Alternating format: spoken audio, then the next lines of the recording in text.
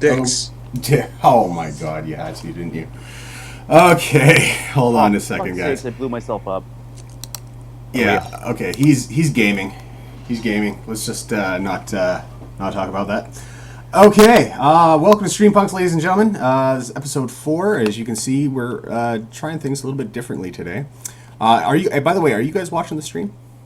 Yep. Okay. Just so I can see all chat people. I will be in a second. All the chat. Oh people. yeah, I should do that too. Whoops. Okay, well we're doing things a little bit differently today. Now we actually have like an overlay, and you can actually see the chat on the actual screen there, which reminds me. Sweet.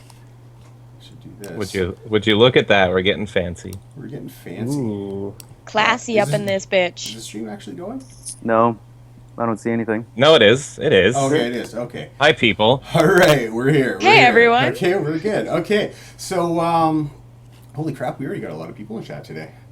Ha! Yes. Hey. Boobs. It's Welcome. because you. It's the boobs. I'm Welcome. nervous. Are you sure it's live? It says this event will start in Yeah. a few minutes. Can you guys see us? Say something. I'll message the Superplex guys and see what's going on. By the way, guys, if you came expecting butts, you'll be very disappointed. Boobs, yes, butts. We'll get to that. Just a little bit. Just I'll a ask if little it's bit. live.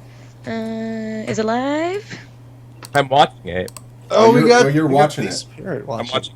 I'm seeing it on YouTube. Oh, it is live. Okay, good. We're good. Okay, Jesus. All that. right, after all that. Okay, so welcome to StreamPunks, episode 4, Butts, Boobs, and everything in between. We are joined here today by some of our usual guys. We got Jamie. Say hello, Jamie. Hi, everybody. I We missed. got... what? Go I ahead. said I missed you. I missed you. We got Alder. Hi. Hi. Ro. Hey, Hey. I'm hungover. Sorry. Okay. Yeah, what else is new? And for a first time appearance, we have Karisma. Woo! Sup, bitches? There we go. I'm the only one that's pumped.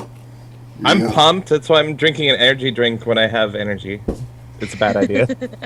Very bad idea. Beautiful. Beautiful.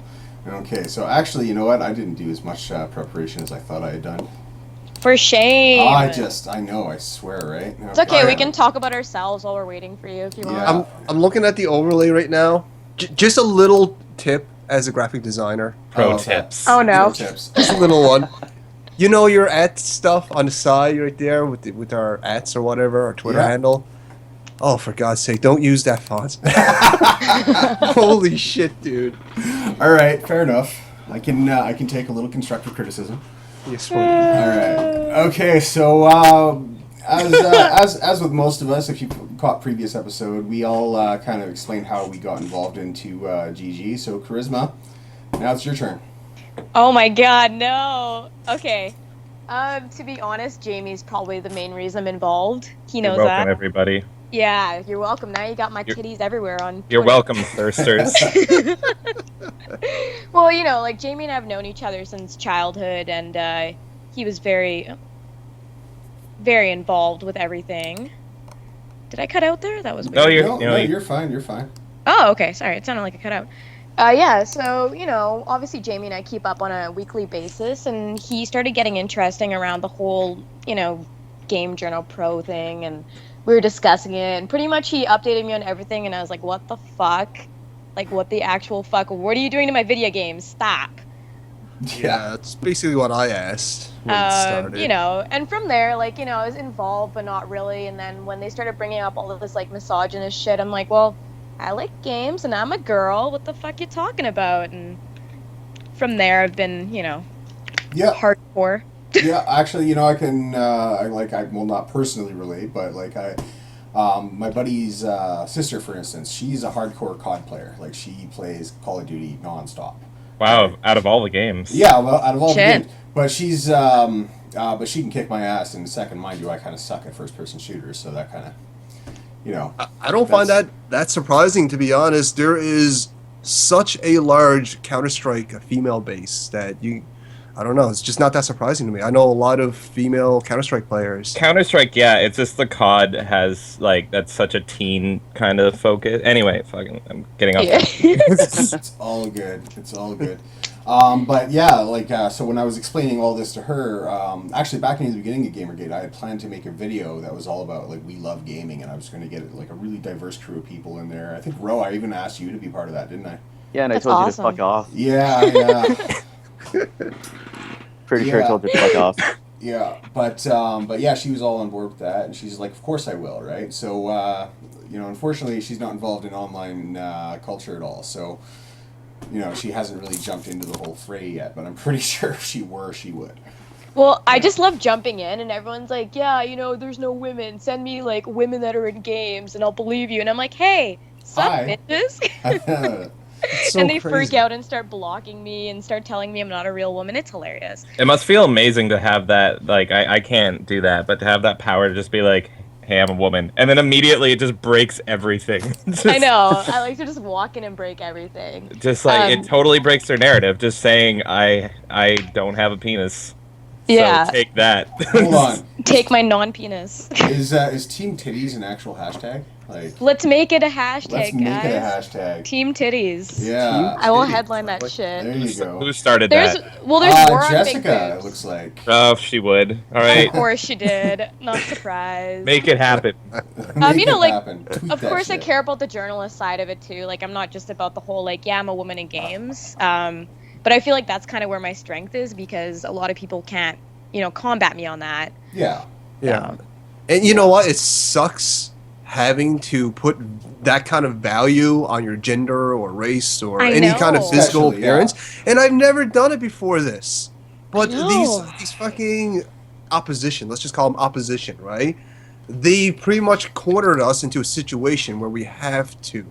And it Exactly. sucks. For me, I found it very offensive because probably, oh god, this must have been about 2005, 2006. I was at a party, and there's a black guy at this party. He was out in the kind of the boonies of Vancouver Island, so it's like really redneck kind of area. Which is nothing against rednecks; they're good people, but some of them tend to go a little bit more towards the neo-Nazi side of things. And Shit. I almost got my teeth kicked in standing up for this guy. Seriously, goddamn. And like there was very few people who were backing me up there. Most of them I think were with me, but they didn't want to get involved, right? Yeah. But the reality is that like, I have been put in the hospital when I was a teenager for standing up against racism, right? So when they come around and tell me that because I'm a white guy and I'm a white straight male who plays video games that I must obviously be a sexist, misogynist, fucking homophobic, whatever. That's offensive to me. Oh, completely. Yeah, I can You know? understand that. Well, I think that's one reason why so many Gamergate supporters are so upset because these things that they're calling us, these social pariahs, essentially, right? Even racist, misogynist, and all this stuff. We all understand how terrible it is to be labeled as these things because we all understand that these are horrible, horrible things to be.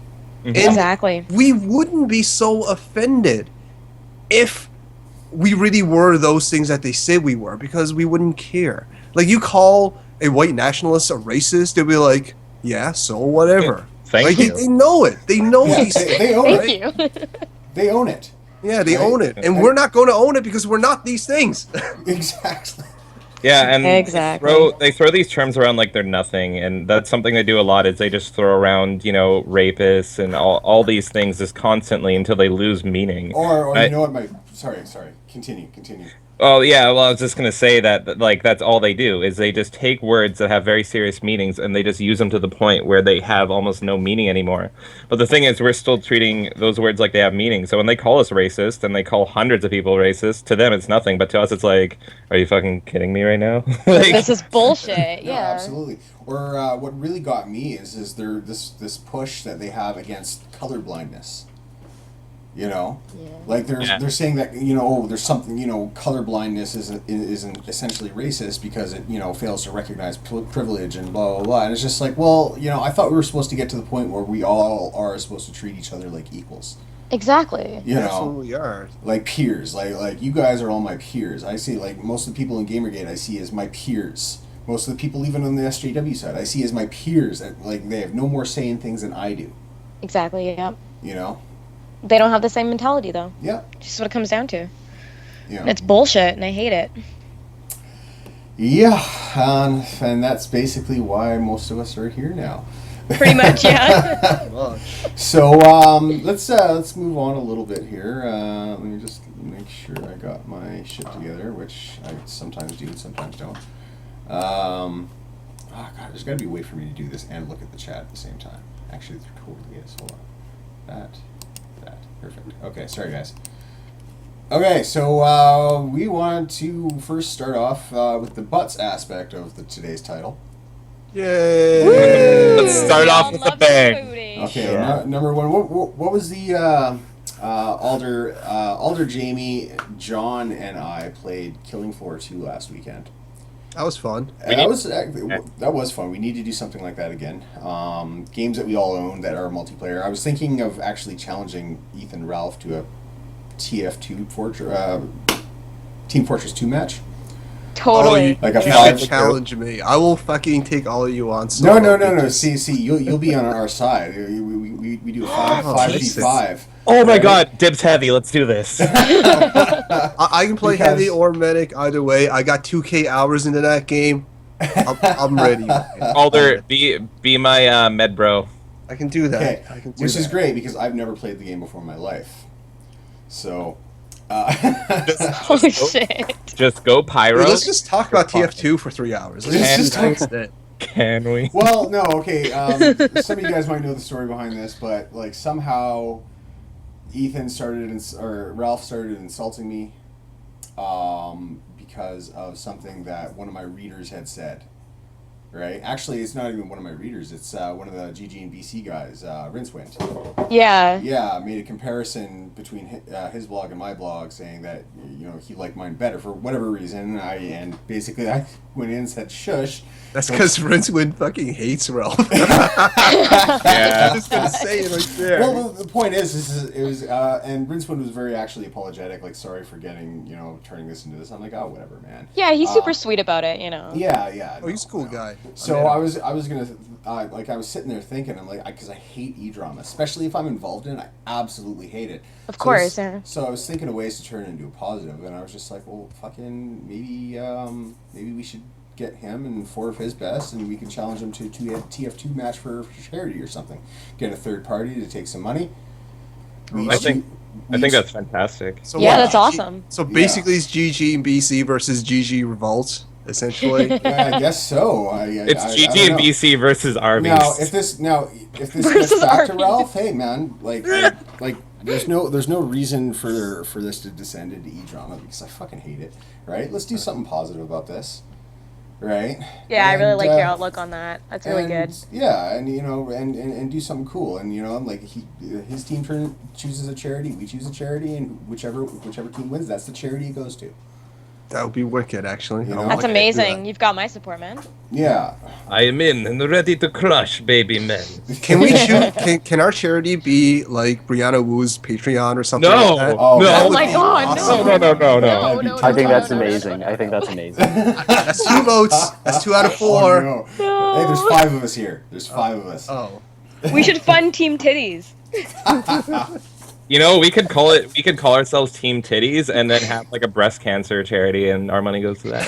Oh, that's awesome. There you I go. like that. Or we could Mercedes' charity there. Yeah. Oh, yeah. That'd yeah, be really definitely. good. I like that. I was also looking at another one. I forget what they're called, but they make they go around to children's hospitals and get them to draw their favorite superhero, Okay. and then they actually make the action figure for that superhero. And that was a That's really pretty cool cool. idea. I like yeah. that one. Yeah. That's awesome. I usually default to Amnesty International. That's my default charity. Yeah, I like the lesser known ones because they're still trying to make it. Like they're still trying to actually make an impact.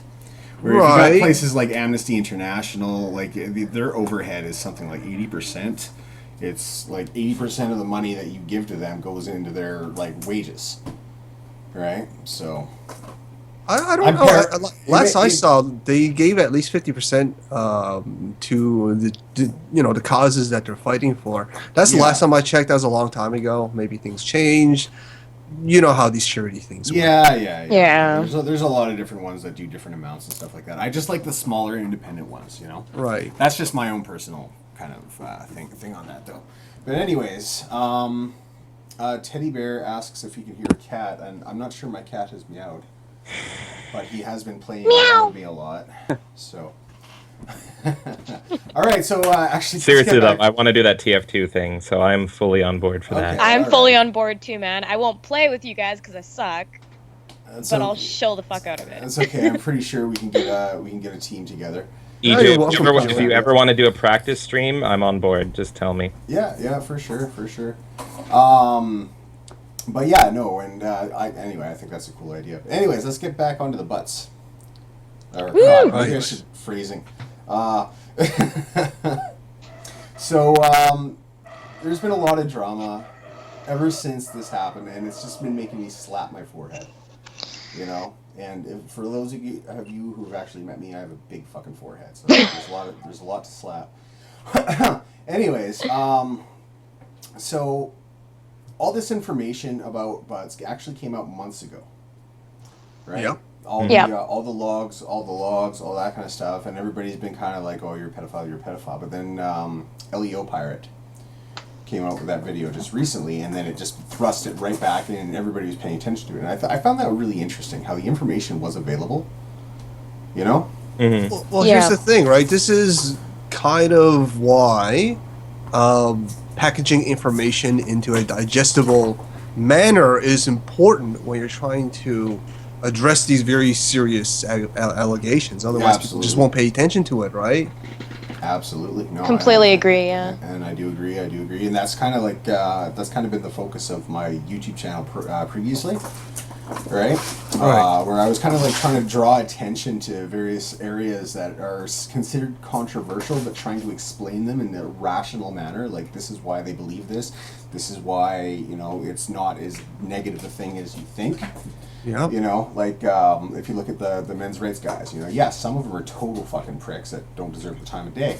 But for the most part, the ones that I've talked to are really reasonable people. They're frustrated, you know, and that's basically where I come from on that, you know. And me myself, back about 10 years ago, I was a victim of domestic violence from a woman. And Shit. when I called the police, guess who got pulled away in handcuffs? It wasn't her. Oh, definitely was you. Yeah. Was it a dog? No, it wasn't a dog. Okay. Damn it. Oh. No, it was me. And anyway, long story short, I ended up with a 2-year conditional sentence. I had to take anger management classes. And which was funny because I haven't actually lost my temper, like really lost my temper since I was probably about 12.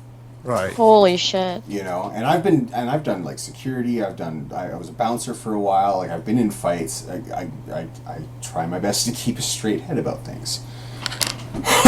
Mostly because of my size. I'm a huge guy. If I see red, everybody's seeing red. You know what I mean? Right. Well, Yeah. I mean, it's not the first story I heard of. Like, one of my best buddies back home, I won't name him by name or anything, but by far, he was the most responsible person in our circle of friends. And he had a girlfriend who's been with him for, like, I don't know, over a dozen years.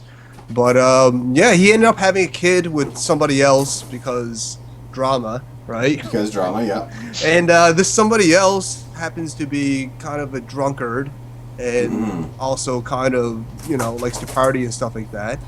Of course. But when they went to court over the child that they ended up having, this person, you know, the most responsible person in our circle of friends with a full-time job, the only person in our circle of friends who has a house, like a bought house, right? Yeah. And a car, and he's stable. He didn't end up with the kid. You know, it went to So the mother. fucked up. It is Yeah. fucked up. It went to the mother who has no job, who's drunk all the time, and living with her parents. I Yeah. don't understand how that works. So yeah, so and basically my issue with that whole thing was the fact that there were these issues that that men specifically are dealing with. That feminism is like I don't have any specific problem with individual feminists. I don't, right? What I do have a problem with is the methods that the rad femme, I guess, are taking, where they're trying to silence the like giving men's rights activists don't deserve a platform.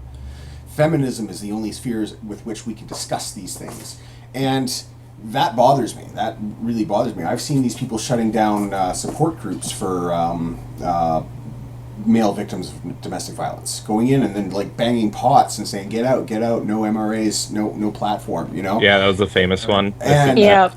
and it blows my mind, right? So once again, not everybody's perfect. There's gonna be people who get really frustrated and lash out in really horrible ways on both sides of this coin, right?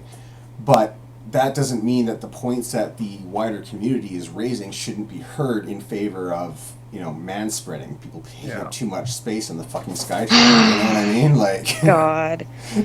like, Has anyone else started manspreading just to see if I do. I do know. If I see someone that's like totally beta or looks like a feminist, I look at them in the eye and I spread my legs, and I probably shouldn't. But I take the bus twice a day, and like I you know what? think I can just see that with your Vulcan eyebrows. You just kind of give them. Oh, Do you lick your totally. lips when you do it? That I is think the that'd be best awesome if you lick your lips. Doing that? Yes, totally. But yeah, no, I've been known to do that on buses. But once again, it's a matter of respect, right? If there's somebody sitting next to me, I won't do it, right? But Yeah. if I'm sitting there by myself, I'm sorry, I have testicles between my legs that I don't want to crush. I'm gonna spread out. It's just gonna happen. Yeah. Yeah. Wow, we're getting off track. Like this is so It's off petty. topic here. now you can add boobs, butts, boobs, and balls now to the Yeah. That was the in between. See. Oh, clever. Oh. Balls for appetizers. Oh, Okay, no, stop. that was. I just like I don't know. They kind of sunk back in when you said balls for appetizers. Ooh. Way to bring us That's back my to job, reality, guys. Come Alder. on.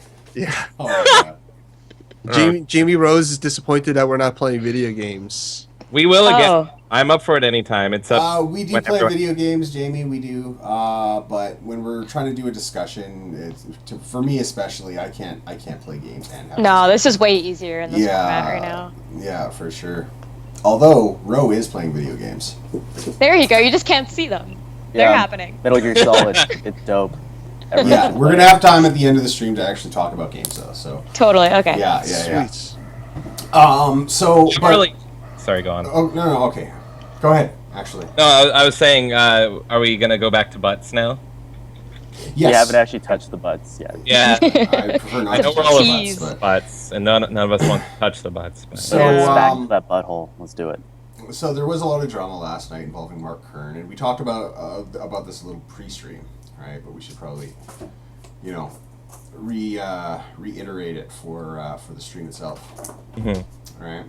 And there was a lot of drama in which a lot of people were jumping on Mark Kern, and like in fairness, I've never seen Mark like this. Like he was pissed off, and you could tell by the speed with which he was tweeting out and the words he was saying. He was choked, Oh Yeah. yeah. right? Because there were people who like he kept referring to butts as he, and people were coming out of the woodwork. Pro GG people were coming out of the woodwork saying, that's disrespectful. You got to respect your pronouns. And Mark's position, and I agree with Mark on this, is who the fuck cares about their pronouns when they're sitting around fantasizing, jerking off to little kids? Yeah. Exactly. It's like you. I don't care if you call her a he or she. It does not matter to me. It does not matter one bit. It doesn't offend me. And if it does offend you, then sorry, tough shit, I guess. It kind of distracts from the main issue Yeah, here. it's That's not, the thing. It's not at all the issue. The issue is not whether or not her pronoun is whatever. Now I'll call her she because I have been, right? But I'll draw the line at like what if she called herself like one of those weird pronouns like base elf, Dragonkin. Dragonkin. Oh, You know, God. I would not in a million years actually take that seriously enough to, give that politeness, give that respect, Oh, Mark just made a tweet about 12 minutes ago saying something's not why I left GG. Butts is disgusting, and the person arrested was an AGG troll. Somebody got arrested? Yeah. I think I heard about Alder, that, where yeah. have you been? I've been kind of off. Honestly, I haven't been paying a lot of attention to the whole GG thing over the last week. No. and a half, so. I'm confused either. What is this about arrest? I'm looking Somebody at his... got arrested for a bomb threat, I think it was. Yeah, something about like ISIS involvement. I don't know. What? Yeah, like some kind of Explain like, it. oh, this is a Gamergate person, and they also kind of support ISIS and shit, and blah blah blah. And Why does ISIS What is block there- us all then? yeah. Like, Anyways, I don't really know the full story. I just saw the words ISIS, Gamergate, and person arrested, and yeah. people have been digging, and they found out that that person's actually more involved with anti-Gamergate, and they've trolled both sides. So So it's a third party troll. One of the third party trolls was fucking found out, and they're blaming it for being one of our side. exactly, basically when that what I'm person's catching. done both sides. Yeah. So. Yeah. Okay. All right. So, usual day in GG then. Oh, Essentially, except for there's an actual arrest, and it's like, whoa, big news. Nice. Yeah. Anyways, boy. back to the butts. Yeah, I mean, the Mark thing, I understand his point of view, and I know people that are trans in real life, and they're fine Yeah, me people too. and everything. So I will call her just because it seems more natural to me, and that's what she wants to be called. It's got nothing to do with it. But I do think it's also important to bring up the fact that she is transsexual. That is something. And, the main thing to focus on is what she did and her actions and everything that's in those chat logs. And Yeah. arguing over him or her, it doesn't matter. I see people just like, not even a thought in their mind call Sarah him. Mhm. And Yeah. I do look at it, and it does kind of make me go like, oh, that's off to me, but Yeah, but I don't really care. But this person in particular does not deserve the respect or the politeness, for that matter. In my opinion, Yeah. Yeah, I'm with you that's on the that thing, one. is it put me off, but I'm not gonna like go out of my way to distract from the main important topic and to bring that up and Yeah. be like, excuse me, shit lord. But Yeah. it's Yeah. it's like it doesn't matter. It doesn't fucking matter.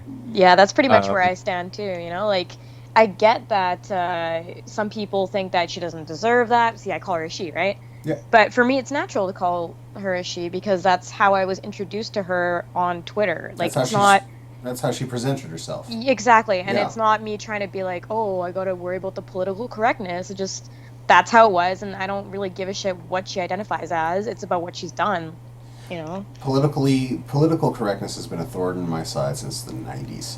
Ugh, Like, I swear God. to God, even in the 90s it was getting ridiculous, but we didn't have social media then, right? So everybody just kind of forgot about it, and people But stopped in the- talking about it.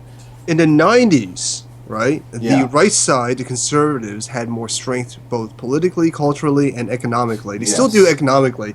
But that PCness, that political correctness, that was recognized as a conservative trait.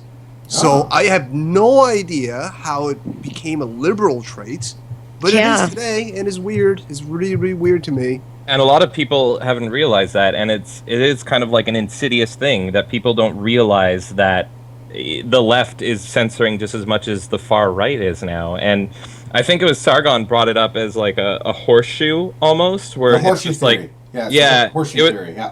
yeah, and it's just either way, they're both on the same playing field, just they're trying to censor for different reasons. Yeah. For sure. Yeah, Right. exactly. For sure. Yeah. And like you definitely see that at play in a lot of things, but what bothers me the most is that I'm leftist. I know a lot of people who are also leftist, or left of center, I should say, right? But they're sitting around silencing my views because they're not left enough for them. Yeah. You know what I mean?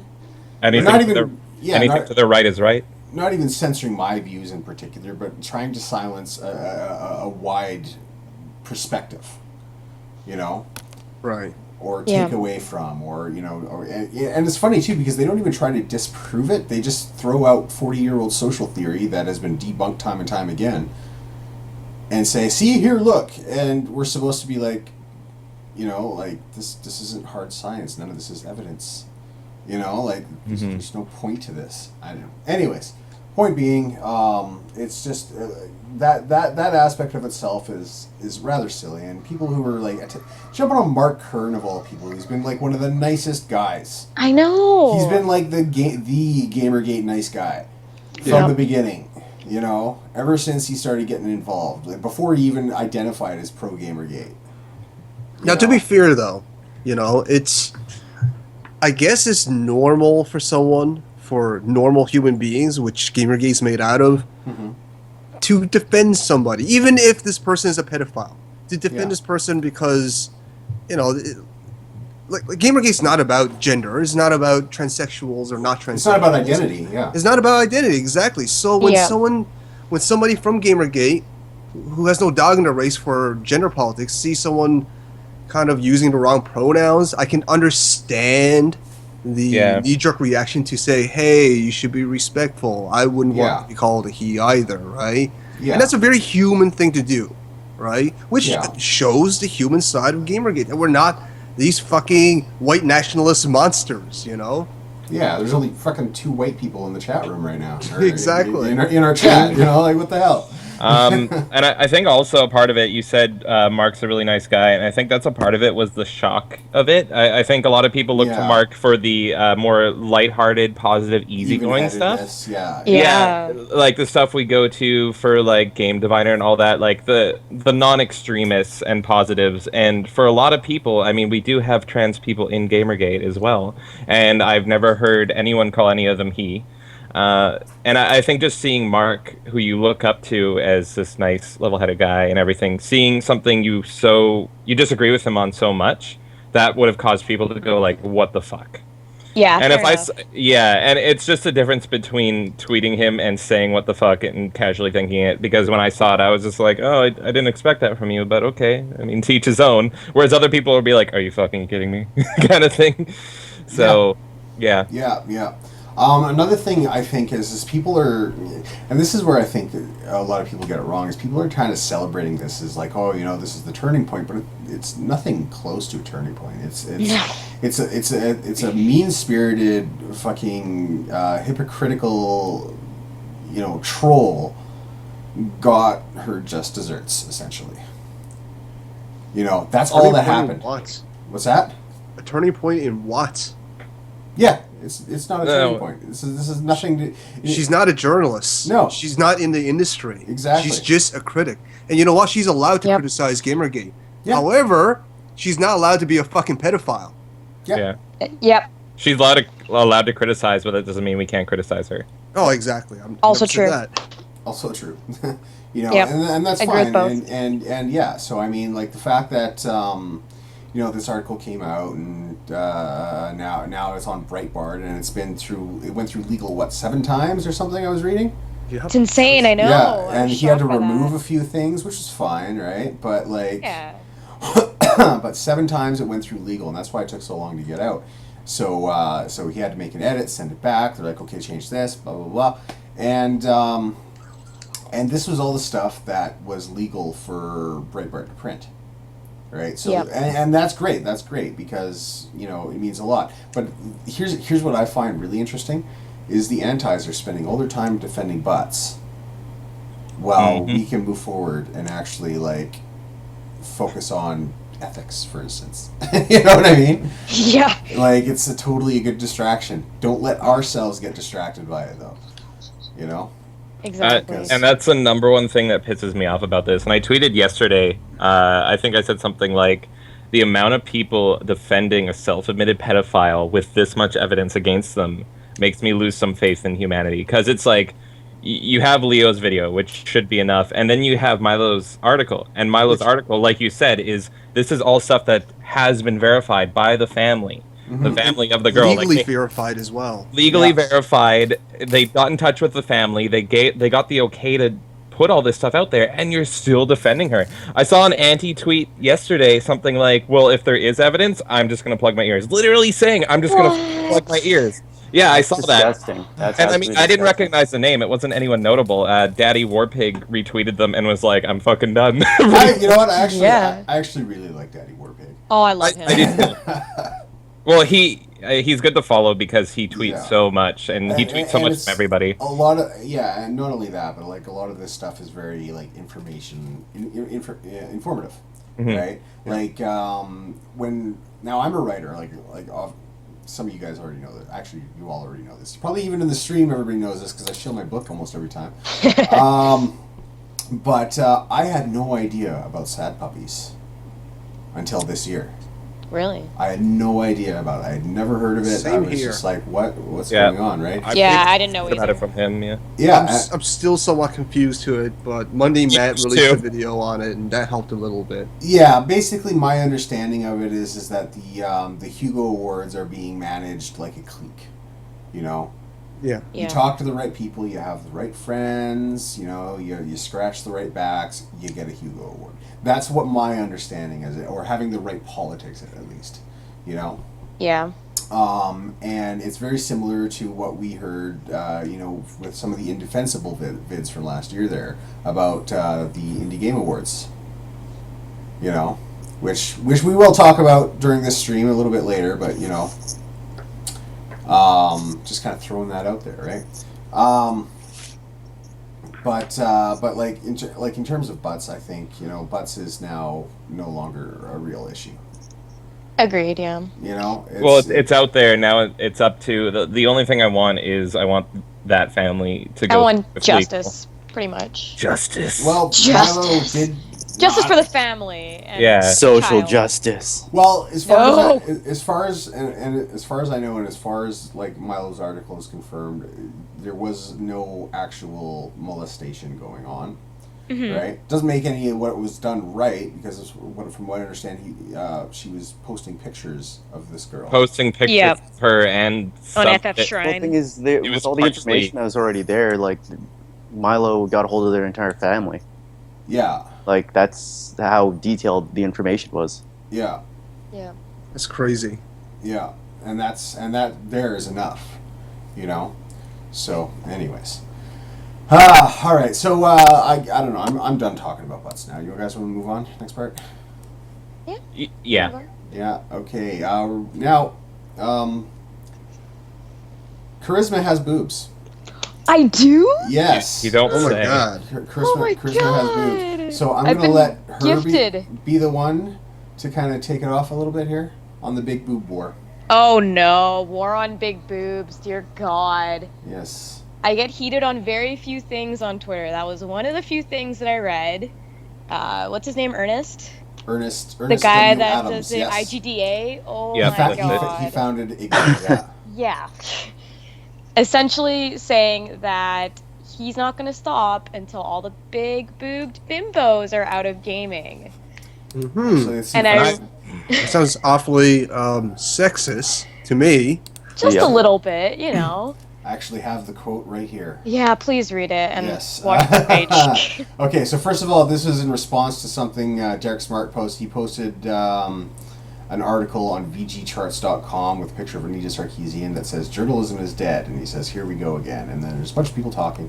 I actually should probably spend the time to actually read a lot of this here. But Ernest chimes in. He says, I remember the 1970s when black activists fought to get rid of the image of the shuckin' and jivin', pickin' and grinnin', tap dancing, yes-a-massa black person on TV and film. Now, I don't remember any of that, personally. Yeah. You know, I'm thinking maybe the 1930s might have happened a little bit of that, but I don't remember any of that during the 70s. I remember Shaft and, like, Love Boat and fucking, like... Isaac Hayes and shit, man. Like, that was, like, the blaxploitation era when fucking black people started making their own films and shit. Mm-hmm. You know? Yep. Like, come on. Anyways, they didn't give a flying fuck what the viewers wanted. They didn't give a shit about the TV industry's creative freedom. They were sick of black people being portrayed as servants and amusement for white people. Again, 1930s. And they were right. And now Hollywood wouldn't dream of turning out that garbage anymore, despite the fact, as you very well know, that there are still people out there who want it that way.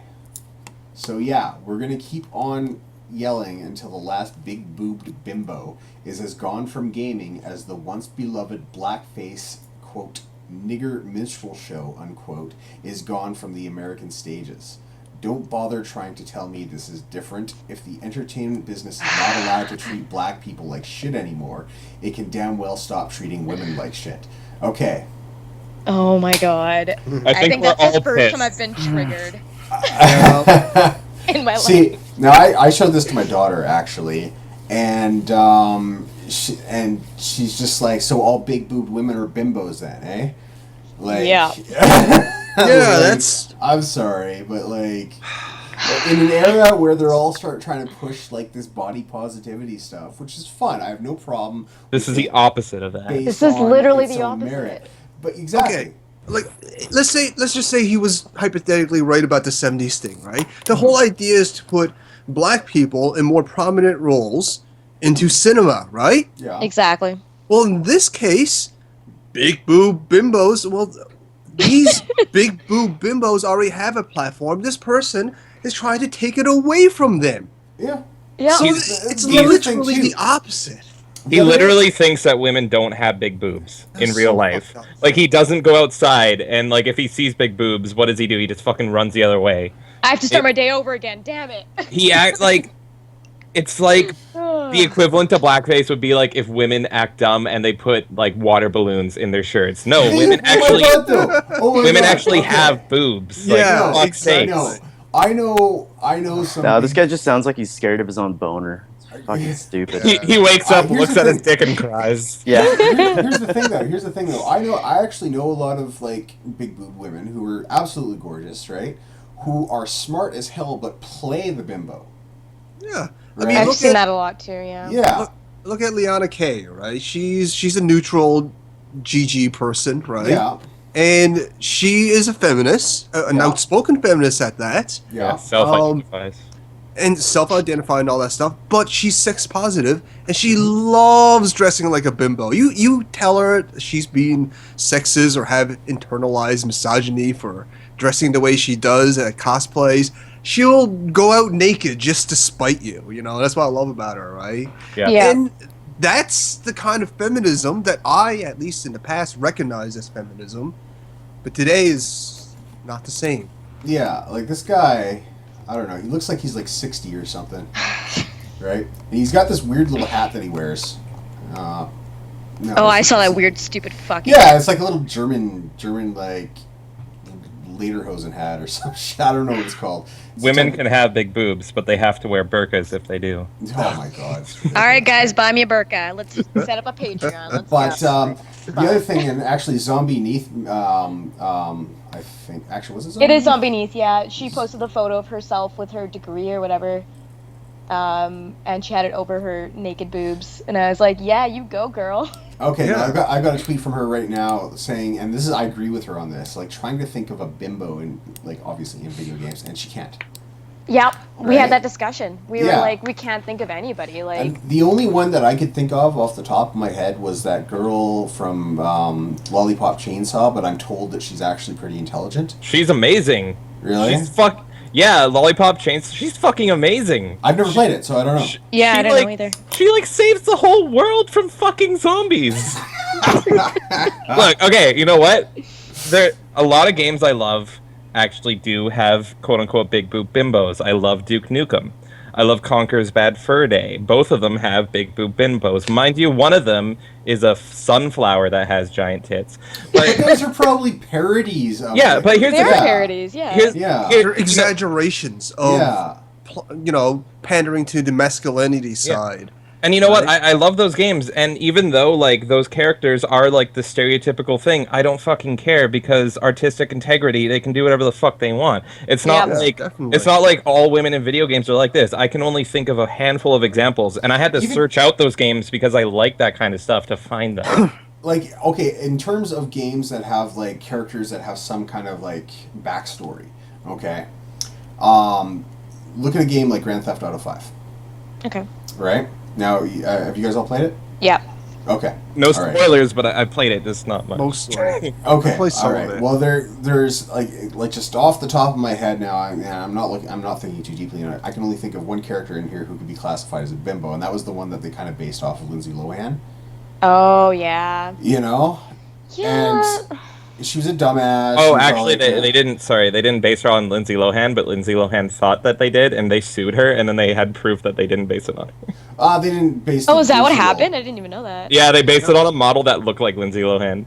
Oh, And yeah. so she came out looking like an idiot. Nice. Sucker. Beautiful.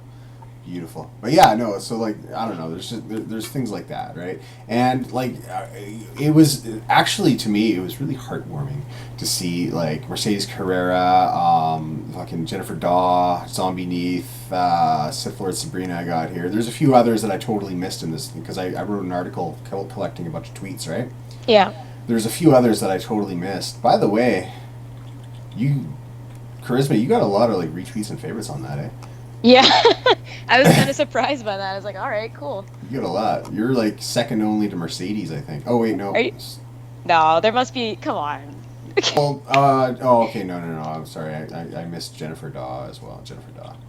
Got a few. Oh yeah. Well, Anyways, obviously okay. they're gonna do better than me, you know. But. Yeah. So it's I don't know. It's just it blows my mind, right? It's just there's so many like women in my life who are bigger boobed, I guess is the best way to put it, right? Yeah. Busty. Who are not in any way, shape, or form bimbos, who are people who are close to me in my life. You know what I mean? Like friends and family and shit like that. It's just and so seeing that, like even if I were to give him the benefit of the doubt and say, oh, maybe I did take it out of context. What he's saying, he's just talking about characters in video games. That does not mean that that is not a viable reason to remove that.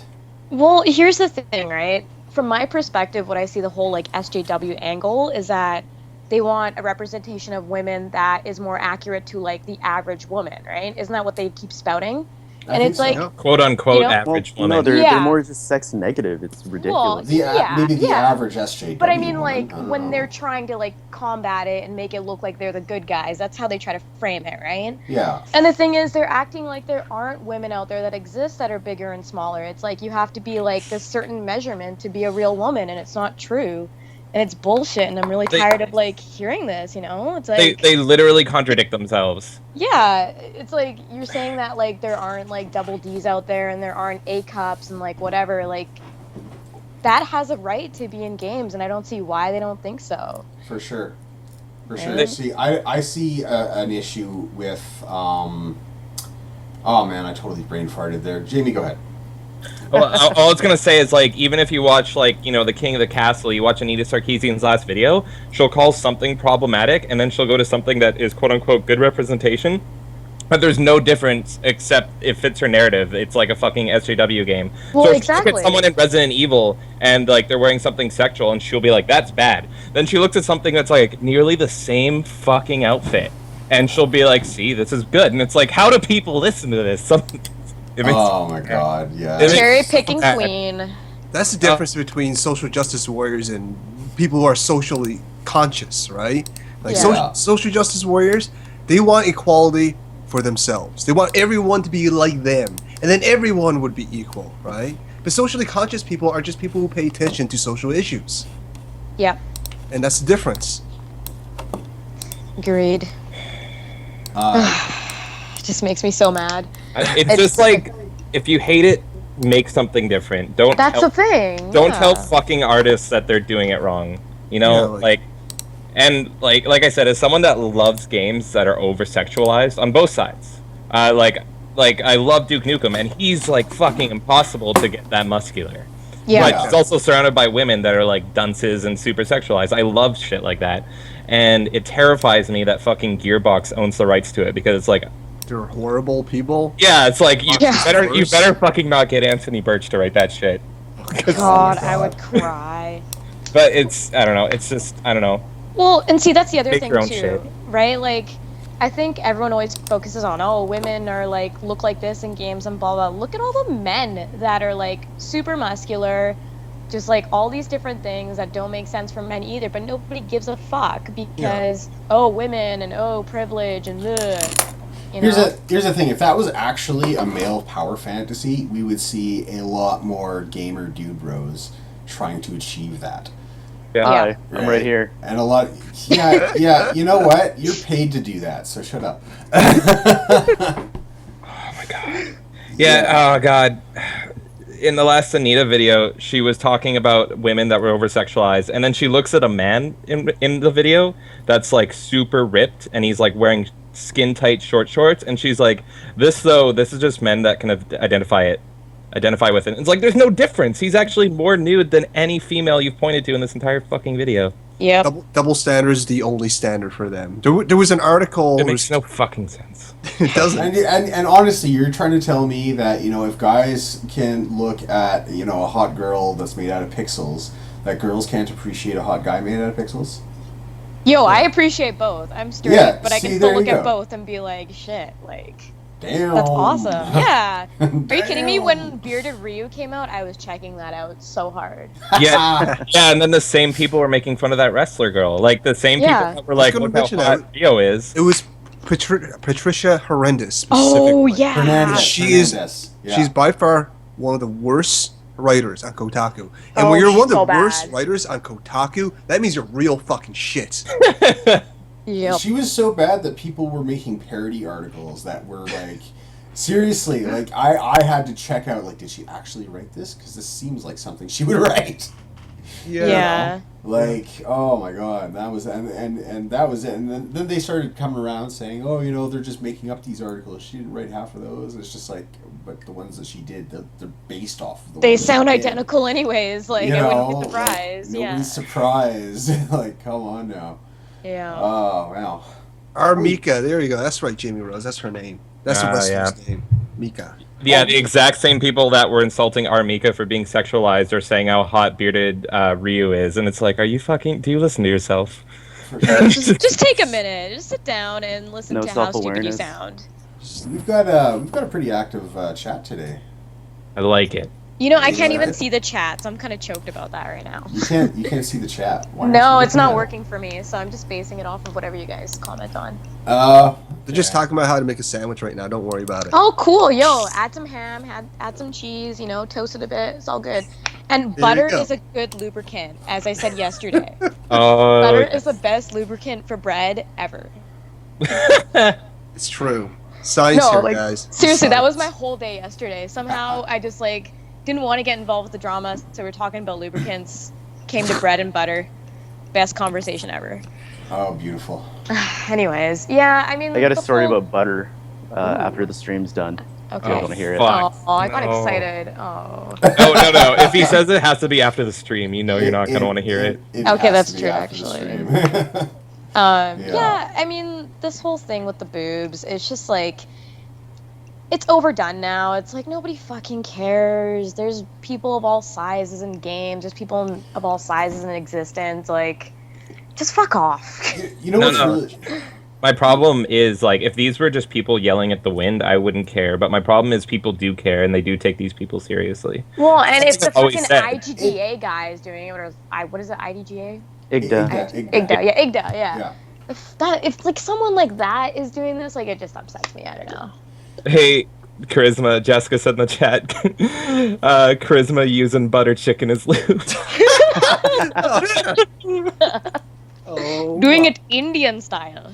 I love my girlfriend. I want butter Oh, chicken. hugs for everybody, guys. Oh, This is sadly hugging my mic right now. Okay, I'm Okay, done. that's enough. Okay, so you know what's interesting about all this is I'm starting to notice that there's more people on the anti-Gamergate side that are starting to talk shit about Anita. Really? Have you noticed that? No, I haven't seen much Neil of Gaff- this. There's actually been almost every single second day I hear of people getting banned from NeoGAF because they're starting to talk shit about Anita, right? Yeah. I find Yeah. that fucking hilarious. Yeah. I love hearing about that kind of stuff because I'm like, we told you so. We told you so. We need to prop up an anti-feminist frequency. Let's do it. You know, like I nominate- Leanna's a good example right there. You know, like she'd be a good replacement because she I actually nominate- talks about real shit. Yeah. You know. I was gonna say I nominate Kite Tails because she was one of the first. To Yeah. I First- love Oh, yeah, Kite Kite Tails, yeah. Tails. She jumped on the Awesome. first video Anita released, and she blew it out of the water. She was one of the first critics I saw. Like Yeah. She is for Gamergate. so pro Gamergate without ever saying she was ever a part of Gamergate. It's amazing. Yeah. I adore that woman so much. Yeah. But you know, another thing is, I find that we're getting to the point now where people are getting so tired of hearing the words like misogyny and sexism in gaming that it's starting to become like, like Linkin Park songs on the fucking radio. You know, like it's cool the first few times you hear it, but then after a while you're like, yeah, no. After Right. the second song on the album, you realize that you can literally play both songs on top of each other, and they sound perfectly fine. That's basically how feminism works now. It's like, oh, you're Yep. saying things, something about misogyny. Okay, cool. Yeah. Hang on. Yeah. Hold on. Let me just finish this level. Yeah. It's just in one ear, out the other. Like they're Yeah. damaging their own message by doing what they're doing. Well, it's because Oh, they're- completely. They're Yeah. coming at it from an extreme, like and like blatant anti male standpoint. If you were talking at it from a point of like, like, hey, this is how it makes women feel. This is that. Not like it creates misogyny and it makes people hate women. People would fucking listen to you then. Exactly. Like, it's just, oh. But let's just be hypothetical for a second. Let's just say the whole man hating's right. It's all men's fault, women, yada yada yada. and all Yeah, that yeah, kind of fuck stuff, men, right? something, yeah. Yeah. But even if that's the case, their approach of spreading this message is completely wrong. They Oh, go completely. on the offensive right off the bat, right? They go on And the that's offensive going to put people before off. they go on the offensive before people are even being defensive about it. Exactly. Yeah. They start You know? accusing things, like serious things to other people without any evidence. And Yeah. that's going to push people away, right? You're Yeah. not doing it right. Yeah, it's like it used to be like 5 years ago. If somebody would say, "Hey, this person over here, he's a misogynist," I would have watched him closely. You Yeah. know? Now I roll my eyes, and that's Yeah. not Yeah. a good. That's not necessarily a good thing. It's not. Because that's a serious accusation to make. That's just been like, whoa, okay, no, well maybe he's not, right? Well, there's been too much crying wolf that now it's just like hard to take anything they say seriously. Someone's Sure. a misogynist, I would probably hang out with them and go out for drinks. They seem like a cool person now. It's like, oh, if you're calling them a misogynist, it's probably someone I already associate with because you don't know what that word fucking means anymore. Exactly. Yeah, It's probably yeah. like my friend who like loves women. Like, Misogynist to them, their definition is people not like us. Period. Oh, Yeah. my God. That's their definition. Like over the years, some of my best friends have been chicks. I had 2 roommates back in the day. They're both women, right? Awesome people. And to this day, in the future, if I ever take on another roommate, it's going to be a woman. Yeah. It's just so when I'm sitting here because I like video games, because I like the offensive joke kind of culture and all that kind of stuff, and I laugh at jokes that other people might say, oh well, that's sexist or that's racist or whatever. It's a joke.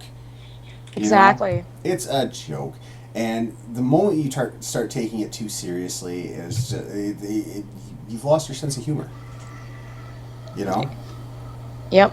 Anyways. It's gone. Honestly, I feel like any kind of even remote joke that's made, it's like, oh, this person hates women. It's like, Yeah. are you fucking kidding me? Like, no. It's just a fucking joke. Like, where did the comedy go? Yeah. George Carlin's rolling in his grave, man, I tell you. Yeah. Oh, boy, is he ever. George. I love George Carlin. Don't I we didn't all? I didn't actually listen to him until this year. Oh, dude. Oh, you're really? missing- I And- missed out. Yeah, and just it's so mind blowing because I listened to Louis C.K. for the first time this year. I don't listen to a lot of stand up, and I listened to Louis C.K. and I'm like, wow, this guy's fucking amazing. And then everyone was like, well, you need to listen to George Carlin. I'm like, who is this man? And I look him up, and I was like blown away. Yeah, he was Oh. Rufus on the Bill and Ted movies, too. He has such a huge impact on the generation growing up when he was, at his peak, Yeah. Yeah, for sure. You know what's funny about Louis C.K. is there's so many comments left on some of my old videos that say, hey, you look just like Louis C.K. And I'm like, just because we're both bald, he's fucking... Oh, I actually he's a- see it.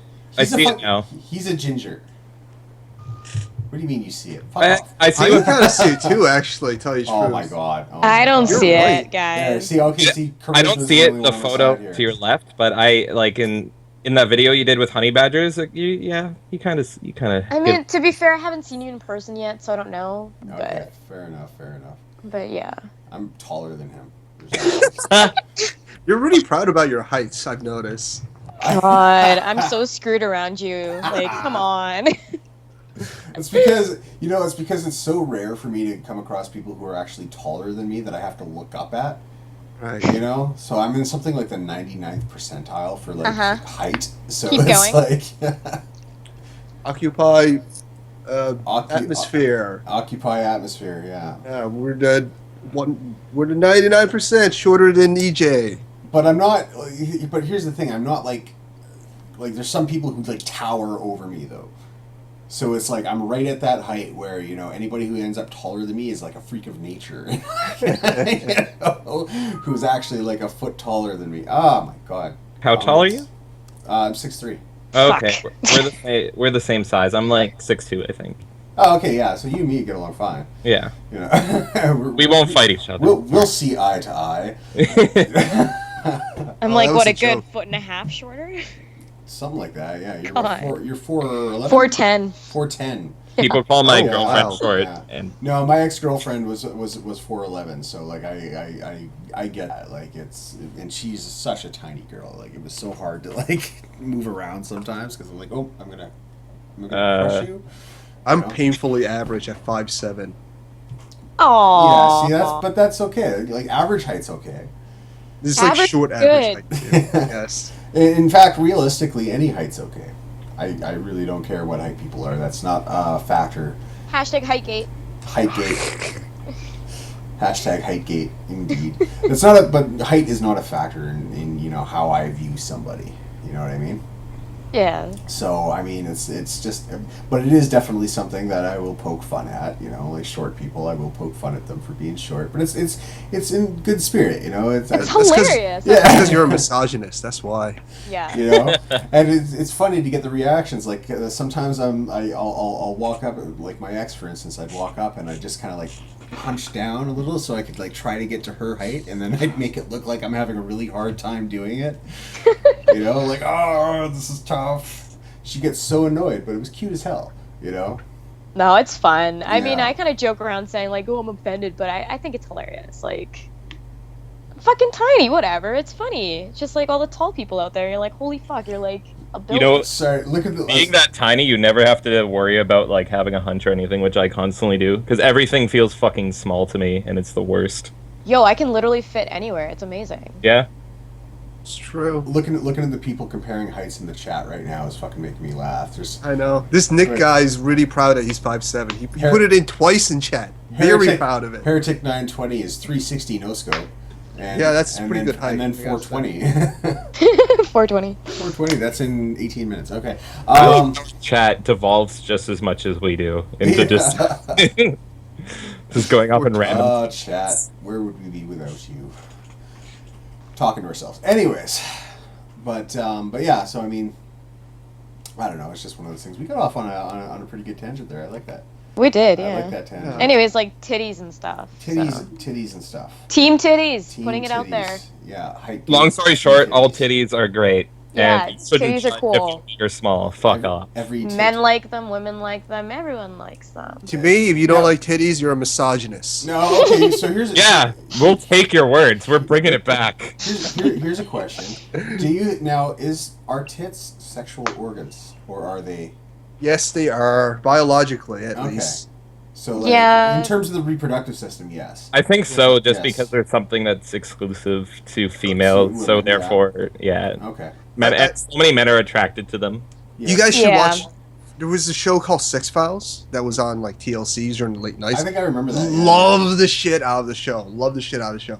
But according to that show, they actually did an episode on boobs being a sexual organ, right? Oh, okay. Like Okay. it's not exactly for reproduction, right? Obviously, you don't make babies out of your boobs, right? That Well, you doesn't could make try, sense. and it'd be a lot of fun, but it wouldn't work. It is a lot of fun. What? Oh God. But breasts, are similar in the way that peacocks use feathers to attract mates. Oh yeah, that makes a lot of sense. Yep. Yeah.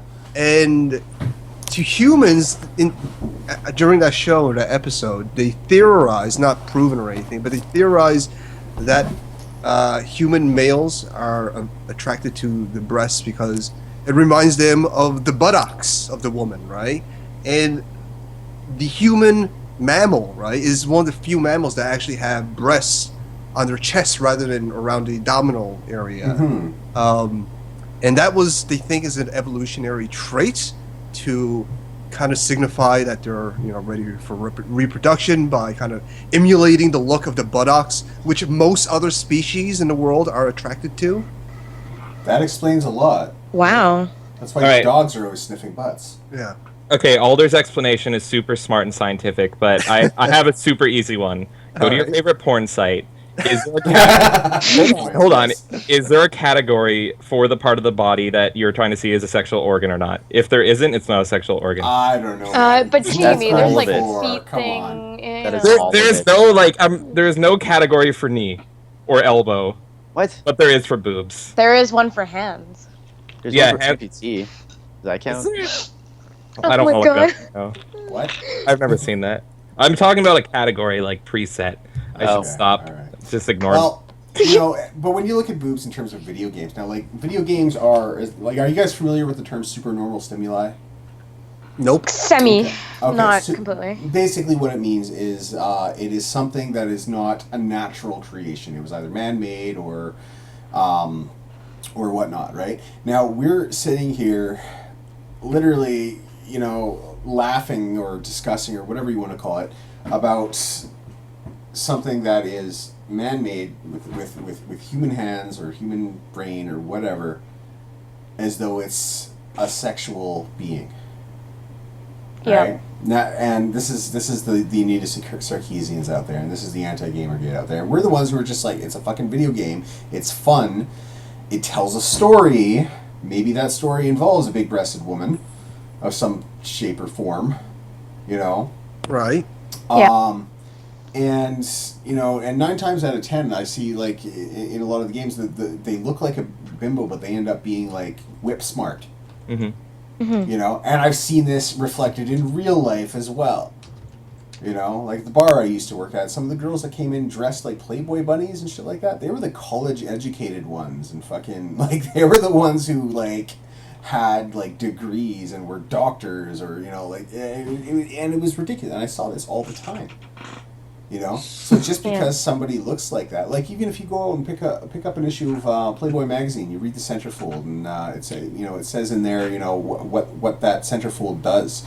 9 times out of 10, they're like students, they're college students that are taking, like, neurobiology and things like that. That's way above my pay grade. Yeah. So it kind of, I don't know. I mean, if you want proof how shallow they are and how they just view women, like, just based on their breast size, look at Lara Croft. And I like old Lara Croft over the new Lara Croft, but everyone complained about the old Lara Croft, right? The old canon, because of her breast size. And everyone loves the new one, and it's like, hey, look at the old one. She was the equivalent to fucking Indiana Jones. She was rich as all hell. She did whatever she wanted. She took on, like, fucking Mayan demons and shit, and she did so, like, with wit and intelligence, and she never, like, had a sign of weakness ever, and she was brilliant. New Lara Croft, they decrease her breast size, and, like, she's crying and whimpering the whole way through the game, and, like, she has all these struggles, and everyone's like, brilliant. It's like, you literally made her a less powerful female, and you're just saying she's great because less boobs. Well, I think at the same time, though, I think a lot of people view the emotional thing as stronger. That's true. But, like, I think both are great representations of the character. Oh, yeah, for sure. Well, I'm just saying there's no point to complain about the old one. Like, she was arguably stronger. I played the very first Tomb Raider game when it came out back in, like, 1996 or 1997 or whenever it came out, right? And I had a lot of fun. I'm going to play the devil's advocate a little bit here. Okay. I'm a big fan of Tomb Raider, been so since the very first Tomb Raider, right? Yeah. And I follow the history of it and all that kind of stuff. the original creator of Tomb Raider, who I forgot the name of, but he actually did design Lara Croft to be a feminist figure in the video game industry. All right, he actually left Eidos because Eidos wanted to take Lara Croft and make her into a sex icon, which he was completely against. Right? Yeah. Yeah, I forgot he, about that. Actually. He left Eidos during the time when they start putting Lara Croft on Playboy centerfolds and stuff like that. And yeah, he was pretty pissed off about that. So, because of that, it is arguable that the old Lara Croft is quote-unquote sexist, not because of her design, but because of the way the publication Eidos treated her, in contrast to the original creator had in mind, right? Yeah. So I do want to bring that up because that is, part of the history of Tomb Raider and it's factual and all that stuff. That's And interesting. I understand that, but then, as I know you are, a sex-positive feminist would argue Yep. that all her stuff is empowering. Absolutely. And all that stuff took place out of the video games, right? And that's like saying Rule 34 makes all characters sexist. Like, they're Right. just making art for different characters. Sorry, for that character outside the game. But if you focus solely on the game and her plot points, like, what's my favorite Tomb Raider game? Let me turn around. Look at my games. I think it's Tomb Raider Legend.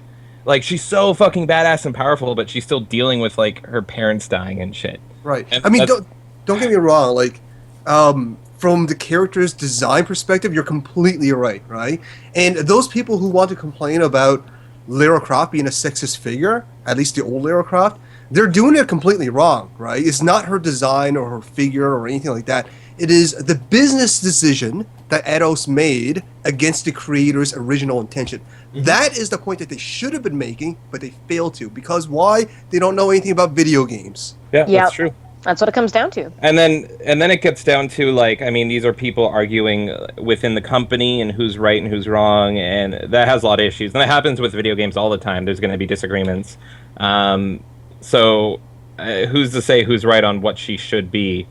But I still think that both characters, both the new and the old Lara Croft, and I kind of think the Legend series is kind of on its own as well and was forgotten. That's my favorite Lara Croft, is that one. Yeah, I love that old minigame series too. Yeah, oh, it was so good. Hold on. Micromonix is in our chat. I just actually noticed this. Hi, Micro. Hey, Micro! What's up, buddy? And he says that he went on to make Gone Home. Well, that fucking explains everything. Is that true? Is that true? I actually Seriously? don't know. What's his name? Alder, do you know the guy's name? Yeah, somebody verify. What was it? Sorry. The creator of Lara Croft went on to make Gone Home. This is what Micro's saying. Yeah. I think it's something like that. It sounds about right. Because I know the Gone Home guys, they worked in AAA for a long time. I know some of the team from Gone Home have actually worked on BioShock. So I don't know exactly, but that wouldn't surprise me. I know some of them are from Double Fine as well. Yeah. Wow. The guy Wow. that did the music for Gone Home, I believe, was Gone Home has some serious pedigree, Yeah, and the game's still shit. despite whether you like it or It's a not, walking simulator. it's true. But it was a revolution in game design. And you know what? This is a topic for another day. I will defend walking simulators. I think they do have merit. It does have to be done in a certain way. And I don't think Gone Home's a bad game. I just think it was overpriced. You want to go into Gone Home? My problem with Gone Home is what I have, like, when I really get mad about a game, is that it was, what's the term? It wasn't marketed properly. It made the ads. I agree. The ads made it seem like something it wasn't, and I bought the game expecting a horror game. And Me no. too. Oh, wow, yeah. Me too. When And I it first was- got into the that makes game, me so fucking mad, and every walking simulator does that, with the exception of Stanley Parable. They blow it up and they make it seem like something more than it is, and then you buy it and it's fucking progressive shit. And Yeah. like, I don't have a problem with that, because you look at Life is Strange, and like, Life is Strange is a good game. It's very great. progressive, I actually enjoy Also- Life is Strange. but Life it's is marketed, Strange. properly. Like, you don't look at Life is Strange and you're like, that's gonna be a fucking first-person shooter in space. You know what you're getting. But with Gone Home, they made it seem like you're in a haunted house. no, They made it I seem completely agree. I completely agree. like, When I first got into the I'm like, game- what are these diaries? ooh, diaries, too spooky for me. Spooky! The words are coming at me. That's my biggest problem with it, is they pretty much tricked me into giving them money, Yeah. because that's my biggest problem. And one of the oldest walking simulator games where you don't even walk. What's it called? Oh fuck. I have a review on it, and I just swear constantly. Hold on. Continue. Police Quest: In Pursuit of the Dark Angel. I'll find it. But I mean, like, Gone Home, like, Dinner I date. agree. It was marketed improperly. It was priced way too much for 45 minutes of experience without any reason to replay the game. Right? $20 for 45 minutes? Fuck that. And then, as you say, it was marketed as a horror game when it was, in fact, not a horror game at all. And that's when I jumped into it, I expected horror as well and didn't get it, right? Yeah. I might have even enjoyed it if it's like you come home, your family's gone, and your sister's left diaries, and you realize that there was drama. If they said something like that, then I would have been like, I might have still bought it. And if you like Gossip Girl, you might like this. so, like, XOXO. they can Oh no! they can market it towards those people that like that stuff, and then it's fine. Like, and I can even enjoy that kind of like drama type stuff that's marketed towards like girls. Like, I mean, Buffy the Vampire Slayer is filled with like kind of drama-y type stuff, and I like it. Oh man, whatever. When I was a kid, I watched Sailor Moon. Oh, Sailor Moon was great. Yo, Yeah. Sailor Moon all the way. Dude, me and my buddy Robbie, his name was, and he's like the most broest of dudes you'll ever meet, right? But me and him used to fucking love watching Sailor Moon. That's what we did. We played Final Fantasy VII and watched Sailor Moon, and then ride on four-wheelers because we're newfies. Yeah. Hold on, I'm checking. Somebody just put a link into the chat, and I want to go check it out.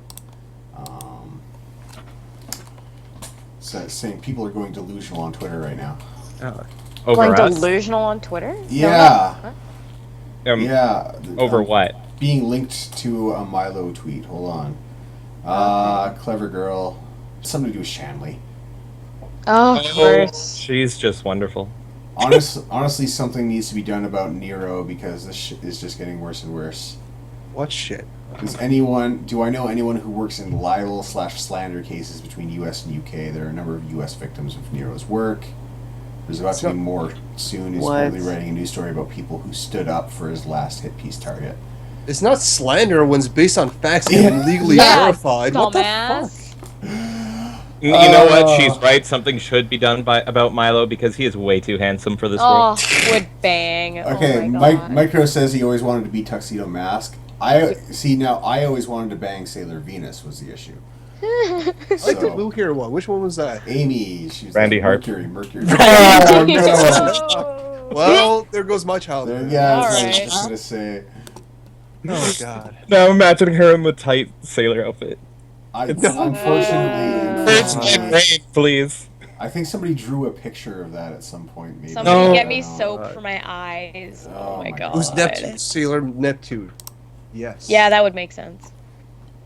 That's ridiculous. Okay. Like blue hair, and Alright, it's fucking so rude. now that that's done, where are we? Hold on, where's my thing?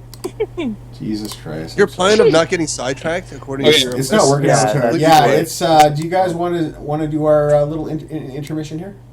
What's the What? intermission? What do we do? Wait, do we sing a song? intermission? We Is go that for- sing along? Smoke Oh, We us. have sing along? Can we do a barbershop quartet style singing song? What? Oh, that'd be Let's great. all go to the lobby.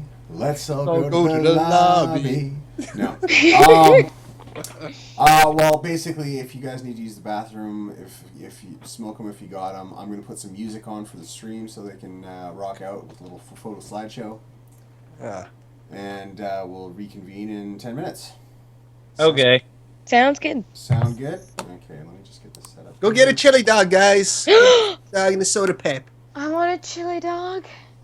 Gotta go fast. Alright, be right back, guys. Let's all go get chili dogs. Yeah. Gotta go Let's fast. all go. All right, guys. So I'm going to mute my speakers here. You guys can still hear each other, but I won't be able to hear you. Okay. Okay. Okay. So hold on. By the way, Alder, if you're interested, the game I was talking about is Is what? Dinner Date. It was like one of the first walking simulators I ever found out, but like it was completely falsely advertised, and I played it. Oh. Like, if you look at my Right. Steam review, I just like, here's what they marketed it as, and here's what it actually is, and I just swear continuously. Okay. All right. So we're going on break now. Okay. All right. Cool. And and you can still hear me. Hold on, I'm coughing. Bah. That wasn't supposed to happen.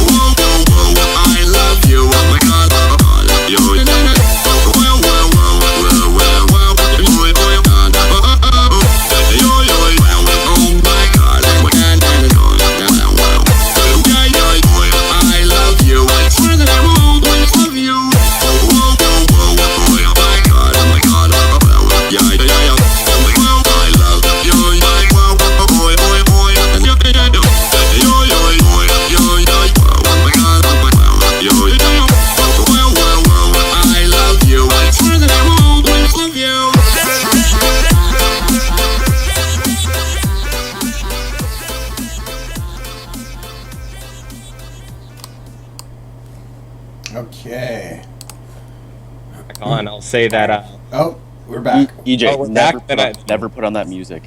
Ever. Never put on that fucking music ever Yeah. again. the entire chat You know is what? complaining. I know. I see that. But you know what? They wanted David I Bowie. swear I will You know, break your my hand. well, unfortunately, you know, I don't want to get a copyright strike, so I'm basically stuck with stuff that's either out of copyright or public domain. That was public domain music. I threw it on. Put on some classical. Maybe I will. Maybe next time I will. Maybe I'll put on some like freaking Ride of the Valkyries or something. You know what you could do? Seeing how we're gamers, and this is what I do for my channel too, which everyone should subscribe to, by the way, Shilling. Take indie games. Like, I'm sure everyone has some indie games in their Yep. Steam library, right? And oftentimes Oh, yeah. they'll come with a soundtrack, and you can download it, and they're never, ever copyright protected on YouTube, and they're free to use. Okay. Yeah. All right. Well, That's good smart. to know. That's good to know. Yeah, Some here's are the really tip, good. EJ. Just use Bastion's soundtrack. You'll never be disappointed. Oh, You know yeah, what? definitely. You know, actually, my favorite video game soundtrack, Bastion was good. Bastion was really good. But was did you guys ever play Xenogears? Yes. Oh, yeah. Oh, yeah. Of course. That's the name. I need to look it up. It was such a wicked game. Like, the game itself was really good. They rushed the second half of the game, but the game itself was awesome. The music was just amazing. I loved it. When you say rush, you mean they filled in like 70% of the story in about an hour and a half worth of dialogue? Yeah, pretty much. Is that what you mean? That's exactly what I mean. Yeah.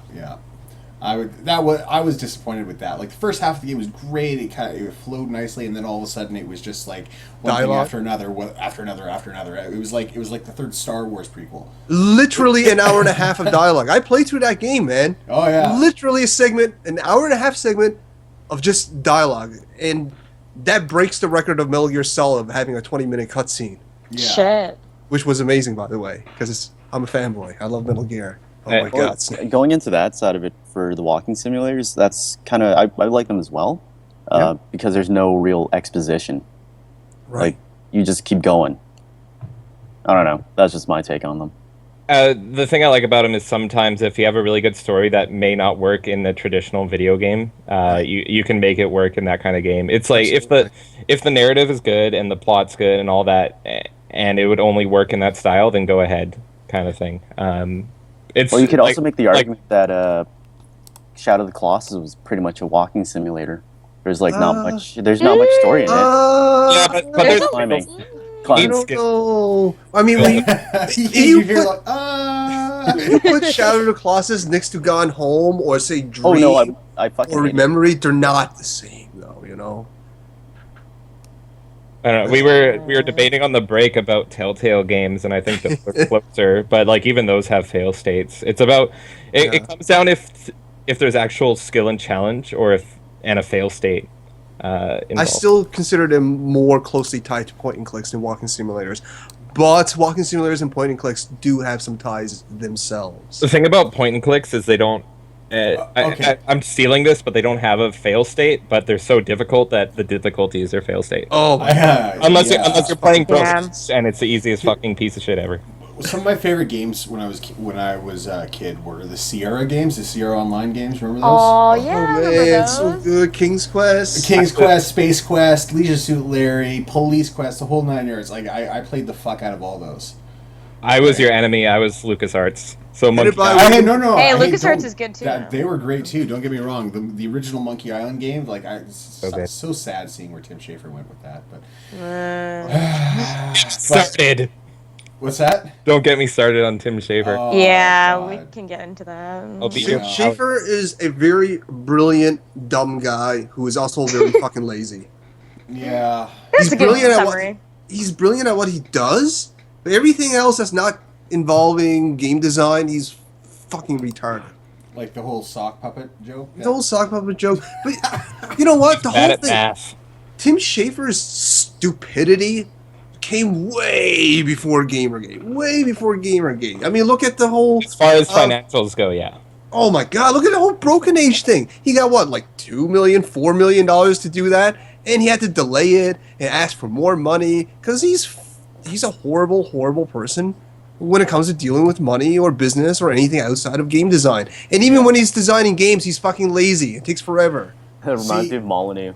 In my Yeah. own experience. No, I prefer Molyneux. Me too, actually. Yeah, me too. In my own experience, You got 3, by the way, and then doing- not including backs after. Anyway, sorry. It's all good. It's all good. In my own experience with just messing around with game design and stuff like that, right? The two types of games that I've been focusing on, just with my skill set and what I can do, are RPGs and the point and click kind of LucasArts style games, right? Right. So Yeah. and because with me is like I'm a storyteller. I love to tell stories, and I find that both of those are great ways to tell stories. You know. Yeah. Through point and click and all that kind of stuff. So I do have a soft spot in my heart for the point and click adventure game, like the Sierra, the fucking LucasArts, the fucking, all that. But I just believe that politics should kind of stay out of it. When you start like making games based on your politics, it's like come on, man. Right. It's fine to actually have like a character in there that maybe has those politics or whatever, but once it starts getting too preachy. There's a difference between a character in your story having politics and you having politics and injecting it into the story. Yeah. Yeah. Exactly. But anyways, so shall we move on to the next point here, guys? Sure. What is next? Hold on, I forgot. Game Awards, Indie Game Awards. Now, Alder, you participated in a AMA with Milo. Yes. You asked some questions and got them answered. Yep. And one of the questions that you asked was on my behalf. Mm-hmm. And that was basically asking him if he plans to do an article, what was the likelihood of him doing an article on corruption in Indie Game Awards, and he says very high. Right. And I was very happy to see that, actually, because I think that is definitely an avenue which hasn't been explored enough. Yeah, I agree. And it really sucks too because I talk to a lot of indie developers, and they are so fucking thirsty for any sort of validation for their work because there's just so fucking many of them, right? Oh, for Like, sure.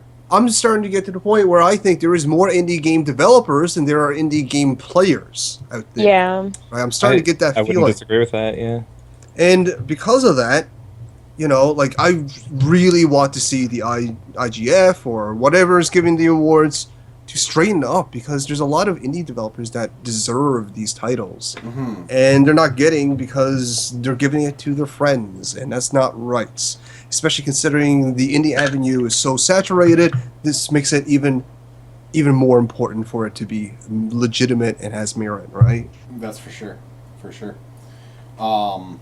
the past couple of years, you see, I've been hearing all these increasing complaints of, this indie dev is being told, hey, hang out at the right table, talk to the right people, we'll get you an award, no problem. Oh, Right? God, yeah. Right. Things like that, and that's not how awards fucking programs should be run. Now, I have no idea how the Oscars are run because I don't bother looking into that kind of shit because honestly, I really don't care who wins the Oscar, to be honest. That's Yeah. because everyone already knows the Oscar is fucking bullshit, right? And we Yeah, don't want that for exactly. video games, right? No. That's the thing. People always are Especially an indie game yeah. award, Like, people are always like, oh, it's just video games. Don't worry about it so much. I mean, you look at the film industry. They're all corrupt and no one makes any noise about it. That's the fucking problem. Yeah. Film- Yeah. Movies have been fucking corrupt for decades. Exactly. And video games is finally starting to get out of its adolescent stage and start reach that, that adulthood or whatever, the more metaphoric adulthood.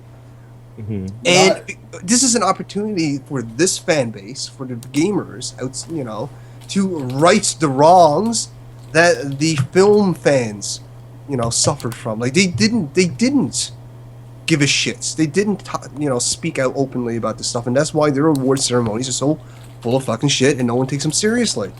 I think it's important to support and recognize those indie developers that see that narrative and they say fuck you to it. And one that comes to mind is Edmund McMillan, who's probably my favorite indie dev and who makes Binding of Isaac and Super Meat Boy.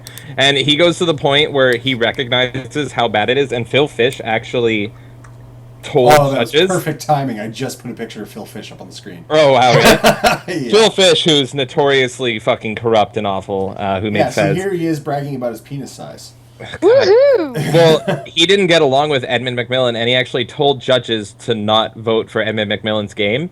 And you know how Edmund McMillan counteracted that? He actually made a parody of Phil Fish in one of his games. And so he's like, you know what? You're gonna talk shit to judges and try to make me not get an award. I'm actually gonna do work, and I'm gonna put you in my game and make you a joke. And He's if you play Binding of Isaac, there's a character named Judas, and Judas is the one who betrayed Jesus. Yeah. It's a very religious game, and Judas is wearing a Fez hat, which Phil Fish made the game Fez, right? It's just fucking brilliant, and I love that, man. Anyway, Me too. so my point was, you got to support the developers that say "fuck you" to that narrative and that whole clique. You know, the problem too, though, is that there's in the indie scene, right? Like I said, I talked to a lot of indie devs. I kind of have a general idea of how they feel about Gamergate and all that kind of stuff. As you know, being generalizing, obviously not everybody, right? But generally speaking, I find the indie scene to not like Gamergate, right? And it's for the reason because some of the most prominent members in the indie scene, like Phil Fish, like Ismail, whatever his name is from Vlambeer, Remy Ismail. There we go. Yeah. Right? These two are really, really prominent indie figures, and they're anti-Gamergate. And these, you know, especially the San Francisco community, they look up to these people. And now they're against Gamergate, but in actual fact, is Gamergate is trying so fucking hard to fight for their right to a award ceremony that has merit. It's not even their right. It's not just Gamergate's right. It's everybody's right. Yeah. You know, any gamer, you know, whether you're neutral, anti, or pro, it doesn't it does have a bearing. Like I'm looking at some of the IGF awards and stuff like that. Like for instance, some of them I absolutely agree with. Like I'm a big Minecraft player. I love Minecraft, right? Yeah. And Minecraft won a bunch of awards, right? And they deserved it. I mean, look how popular it is. Look how big it got, right? Absolutely. But then there's these other games, like for instance, Fez. It's a side scroller. Now I tried it once. Yeah. I think I got it on a Humble Bundle, right? Mm-hmm. And I tried it and I played it once for 15 minutes and I turned it off. Right. You know, Yeah. and that's just my taste though. So like other people may have absolutely loved it, and that's fine, that's great. But when I start seeing like Double Fine, for instance, you know, involved in a lot of this stuff, you know, almost everything they do goes up for an award. Yeah. That's a little concerning to me. You know, because like, doesn't it change? Like, aren't they like no longer indie? It's weird because they are, but they aren't. They self-publish now, but they also publish smaller indie developers. Yeah. Okay. They like self-publish and then they publish others, so they're indie, but they're not. I don't really consider them indie anymore. I don't know. I think they've gotten too big. You don't well, it's like the technical term for indie. Like you don't consider the creators of Serious Sam indie, but they technically are because they don't have a publisher. That's the thing about indie. It's being misused and mislabeled, and also I think there should be a new term to come for it, because indie games just means independent games. That means they are free from publishers, from publisher pressures, from publisher responsibilities and economy or whatever, right? Yeah. It just means independently published. That means Steam, the guys at Valve, they're indie. That means the guys from Digital Extreme doing Warframe, they're indie. We don't recognize these as being indie, but by definition they are. I think a new term should come up, like probably like garage developer or something like that. Right? Yeah. See, I like that. Yeah. Where people like Tim Schafer, who by our current definition of indie does fit in, but when you're going up against the awards for what we consider indie, which is garage developers, he should not be able to participate in because of, well, the context of everything, right? His experience and amount of money he has is unfair to the garage developers. It's not fair to put them head to head. Yeah. Yeah. Now this kind of has a bearing on like my own experience as a writer, right? Because like my novel is it's an indie novel. Right. Right. I'm not picked up by any big publishing companies. And I've had to like market the whole goddamn thing myself and like push it out there and try to get it in front of people and that kind of thing. And as a one-man job, that's incredibly difficult. So when somebody is able to do that, like for instance, if I was to turn around one day and then found out that I'm up for an award or something, that would validate my entire existence.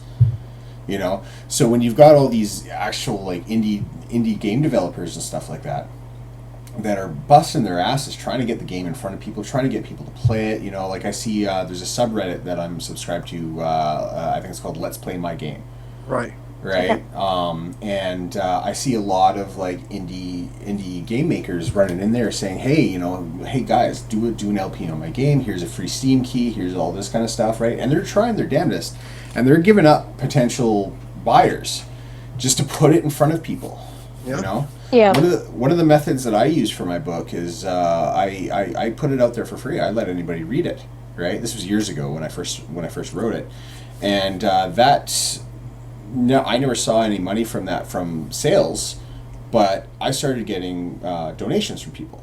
People would actually donate to my PayPal and shit like that. But it's great. I'm actually giving them something in return, not just complaining about life.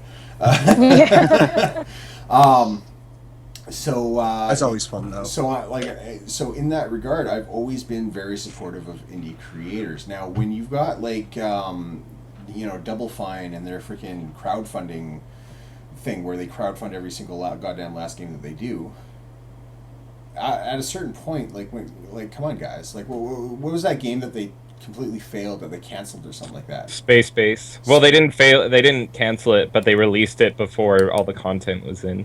Wow. Not in early access, just it was in early access, and they promised more, and then they were like, you know what, that's all we can put into it, so here you go, we're just gonna make this the final game. Yeah.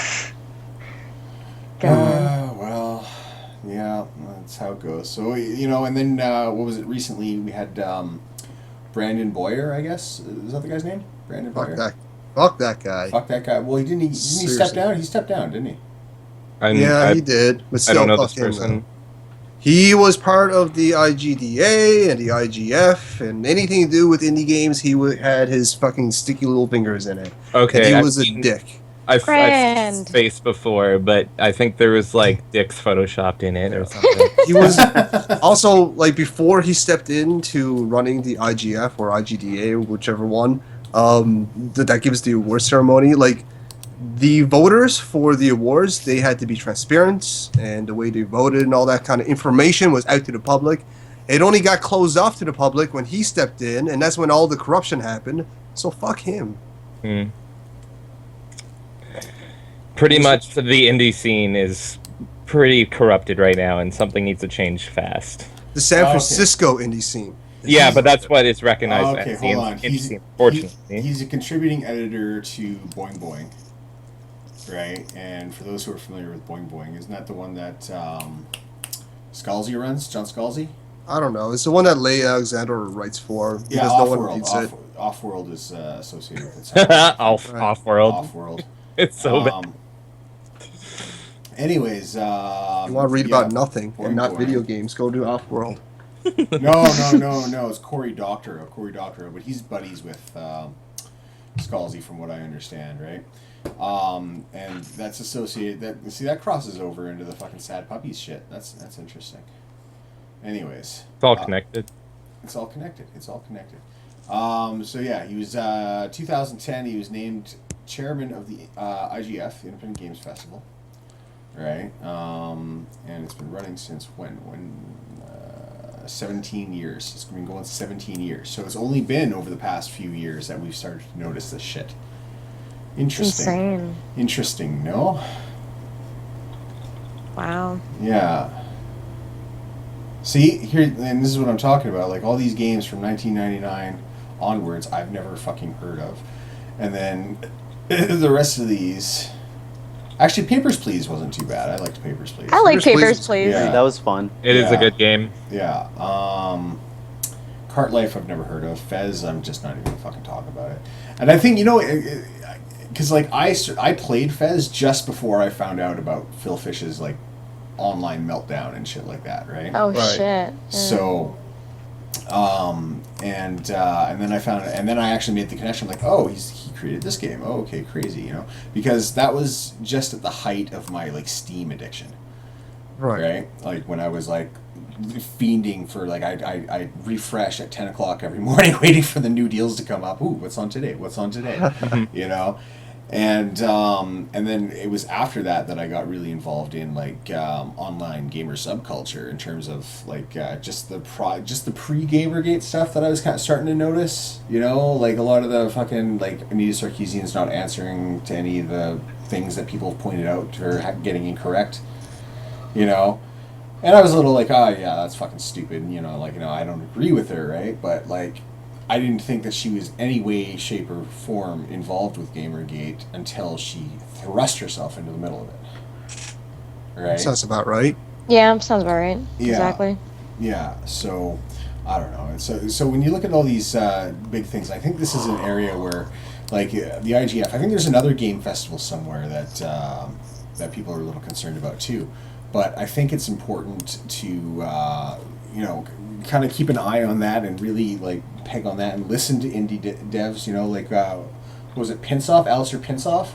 Yeah. I think he kind of came out with some stuff. But he's Gamergate neutral as well, right? But he came out with some stuff that was like had Gamergate just in a rabid tizzy for a while there. So I don't know. It's very interesting. Anyways, so I don't know. You guys got anything to add to this? Not really. Long story short, there's something that there needs to be a big change in the indie scene, and like I said right off the bat, my biggest thing is just support the people that you know aren't involved with the bullshit.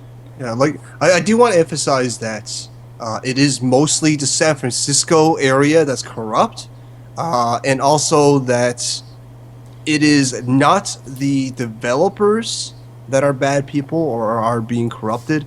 It is the institution that indies have kind of formed around, like the IGF or IGDA, that are corrupt and are the bad guys here.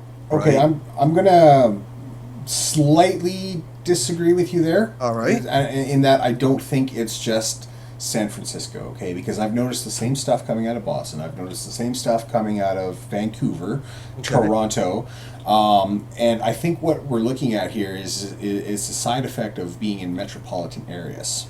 Yeah, 'Cause- that could be a Yeah. case. 'Cause But also, the indie game industry is new and fresh and also independent, right? So it's Yeah. not corporate. And we're kind of seeing what happens when, I guess, a industry is formed around that sort of, how should I say, environments without all the regulations that corporations generally bring, especially like the AAA industry, right? So maybe that's a reason why we're seeing this. Mm-hmm. I don't know. Well, no, because like I spent 10 years in a small town, like less than 10,000 people. Right. So it's a very different pace of life there. Everybody's very leisurely in how they do things. Nobody's in a real rush, okay? But they talk shit about each other so much, it's ridiculous. And I think what we're seeing here is we're seeing the more how it's like the clique, you know what I mean? Sorry, hold on. The cool kids. The cool kids club, you know? And I see this in a much different scale in a small town, but it's much more apparent. It's much more in your face. But when you move into metropolitan areas or businesses or industries or, you know, and how they kind of clique up, right? One of my first jobs before when I moved to Victoria was I was in a call center for there was like 400 people all in the same room, and oh my god, was it ever fucking cliquey. Like, it was ridiculous. Like, I felt like I was back in high school. I was just like, I can identify the football players from the cheerleaders, from the fucking nerds, from like the social outcasts, everything. It was so like in there, and certain cliques ran the show. And it was an absolute truth. Certain cliques ran the show. Like, you couldn't do anything. You couldn't get heard by the upper management unless you were in with a certain clique. Yeah. Right. You know. And I think that's what we see right now. But we have a counter clique that is saying, no, fuck you. We're we're going to be heard too. The games that we like deserve some recognition as well. And that's where it's kind of, and that in itself is kind of like where it forced Gamergate into being. You know what I mean? I kind of agree. I mean, you're right. Like, they pick all these high arts sort of games to give awards to, and that's fine. That's fine. But there's a lot of indie games where it kind of, I guess, for lack of a better word, panders to a more traditional gamer. There's lots of shoot 'em ups that are absolutely fantastic that don't get talked about, and indie RPGs and stuff like that. In fact, there's one game right now called shit, I don't even remember now. That's how bad it is. But that's how bad it is. something Knights, Psychic Knights, or something like that. But it's an RTS, or not an RTS. Sorry, it is a CRPG, and it looks like ass, right, graphically. But it's designed by a developer who has like over a dozen years in the industry working on CRPGs, and is his first independent project. And it gets no coverage whatsoever. Is it called Rampage Knights? No, it's not Rampage Knights. I forget what it's called now, but from the people who have played it, I've heard nothing but good things about. Okay. And this is the reason why I think the indie scene needs to be cleaned up, because these kind of developers who make great games, they just don't get recognized. Instead, we get people like Gone Home, games like Gone Home, who's like 45 minutes long. That gets all the attention. And everyone can be proactive in helping make that better. Like, if you see an indie game, you play it and you love it, tell people, share it, and help that guy out, because so many of them aren't in that clique, and so many of them don't get recognized. And that's what I do I've always done that for video games. If I see something I love and I don't see it getting recognized, I fucking tell everybody about how much I love that game. Yeah. Yeah. No, I hear you. And even like YouTube channel just to that goal. Yeah. Well, even I've done what I can for certain indie artists. Indie game developers, right? But you also got to look at like the crossover between art and entertainment with games. What I find is that you have to look at it from both perspectives. You have to look at it as an art form and a form of entertainment, right? Whereas what I see is with the IGF and stuff like that, they're looking at specifically as an art form, Right. And judging based on that. So games are an art form, absolutely they are, but they're also a form of entertainment. You don't see people sitting there for 2 hours gapping out over a freaking Picasso painting. Or if you do, then maybe, I don't know. Maybe there are some people that do. I don't know. I was gonna say there are probably people that do. There's definitely some people who do that. But there are. How involved are they? Like that kind of stuff. So that's when the entertainment / art thing has to be looked at from both angles. There's the nuance to it, right? Right. So, and that's and so you've got this group that's pushing for games to grow up, and it's hilarious. There's that one picture, that guy with pink hair and like a curly mustache. Oh god. Yeah. I don't even know what he's worked on. Oh my god. Put it on the screen. It's just like Please don't. Hold on, see if I can find it. Don't do it. Who's that guy? I think it was a screenshot from a movie or something like that. Yeah, it was from that stupid San Francisco indie movie that says, it's like, this movie is about indie games. No, it's not. It's about the same 5 people in San Francisco. This is not about indies. This is about you fucking egotistic ass. I found it. I fucking found it. You want it? Yeah, give me a link. I don't want to do this, but here you go. It's in the Skype chat. You're welcome. Sorry, everybody watching. Oh, yeah, this guy. Oh my god, that is so You're about to never be attracted to men ever again. again. This guy. Damn it. This guy is Don't do this to there me. saying, Put it up. like, it's up on my end. It's up on the stream. The stream can see it. This guy is sitting there saying games need to grow up. Okay, he looks like the Red Baron fucked a flamingo. Hold on, I need to counteract this. I'm gonna link a photo that will make people attracted to men again after you share that. Yay. So here, God. right below it is a different photo for everyone. Is it safe for work? Please tell me it's safe. It is. It's safe for work, but it will erase the image of what you see, and trust me, it'll work 100%. Milo. Yeah. Oh my! What the fuck is that? That's the thing. What is that? Oh. Did you catch up with the stream now to see the guy's picture? Yeah. It's Why- finally why- caught up. Why is that a thing? Yeah, it's like the red bearing God. fucked a flamingo and then got addicted to Hey, it's vintage T-shirts and fucking Flamingo Kin, shit lord, get it right. I'll tell you hipster something, fucking man. It ain't punk rock. There, designer, everybody's straight again. You're designer welcome. coffee and What? shit. Well, everyone. Oh, Milo. You know what though? I'm totally not gay, but I would. I would. Would you touch Milo's bum, EJ? Would you? Didn't you see my rant last night about like how far back me and his hair go? I haven't. Oh, I saw that. Oh, yeah, I cracked up. That was awesome. That made me a little jealous. Just, Yeah. You know, That there's guy's a face reason. upsets my soul. You're still Fuck. on about Why'd that. you put it back? Stop. Oh Jesus! Oh god! Oh god! Ooh, which is it? Which is it? Oh man. Okay. See, here's the difference here. Ah. Totally not gay, but I'd let Milo be the top, but this guy, he'd be the bottom. No, I would rather set myself on fire than anything. Oh god. I second that. That's ridiculous. That's It's like that ridiculous. scene in Family Guy where someone sees Meg and they just start screaming and douse themselves in flames and run. Look, guys, not everyone in chat is a fan of Milo. All right, I'm gonna send you a picture that I don't care. everyone Why? likes. Milo is Okay, you know what? I understand that some people don't necessarily like Milo. Okay, and I understand why they necessarily don't like Milo, and they're welcome to. It's neither here nor there.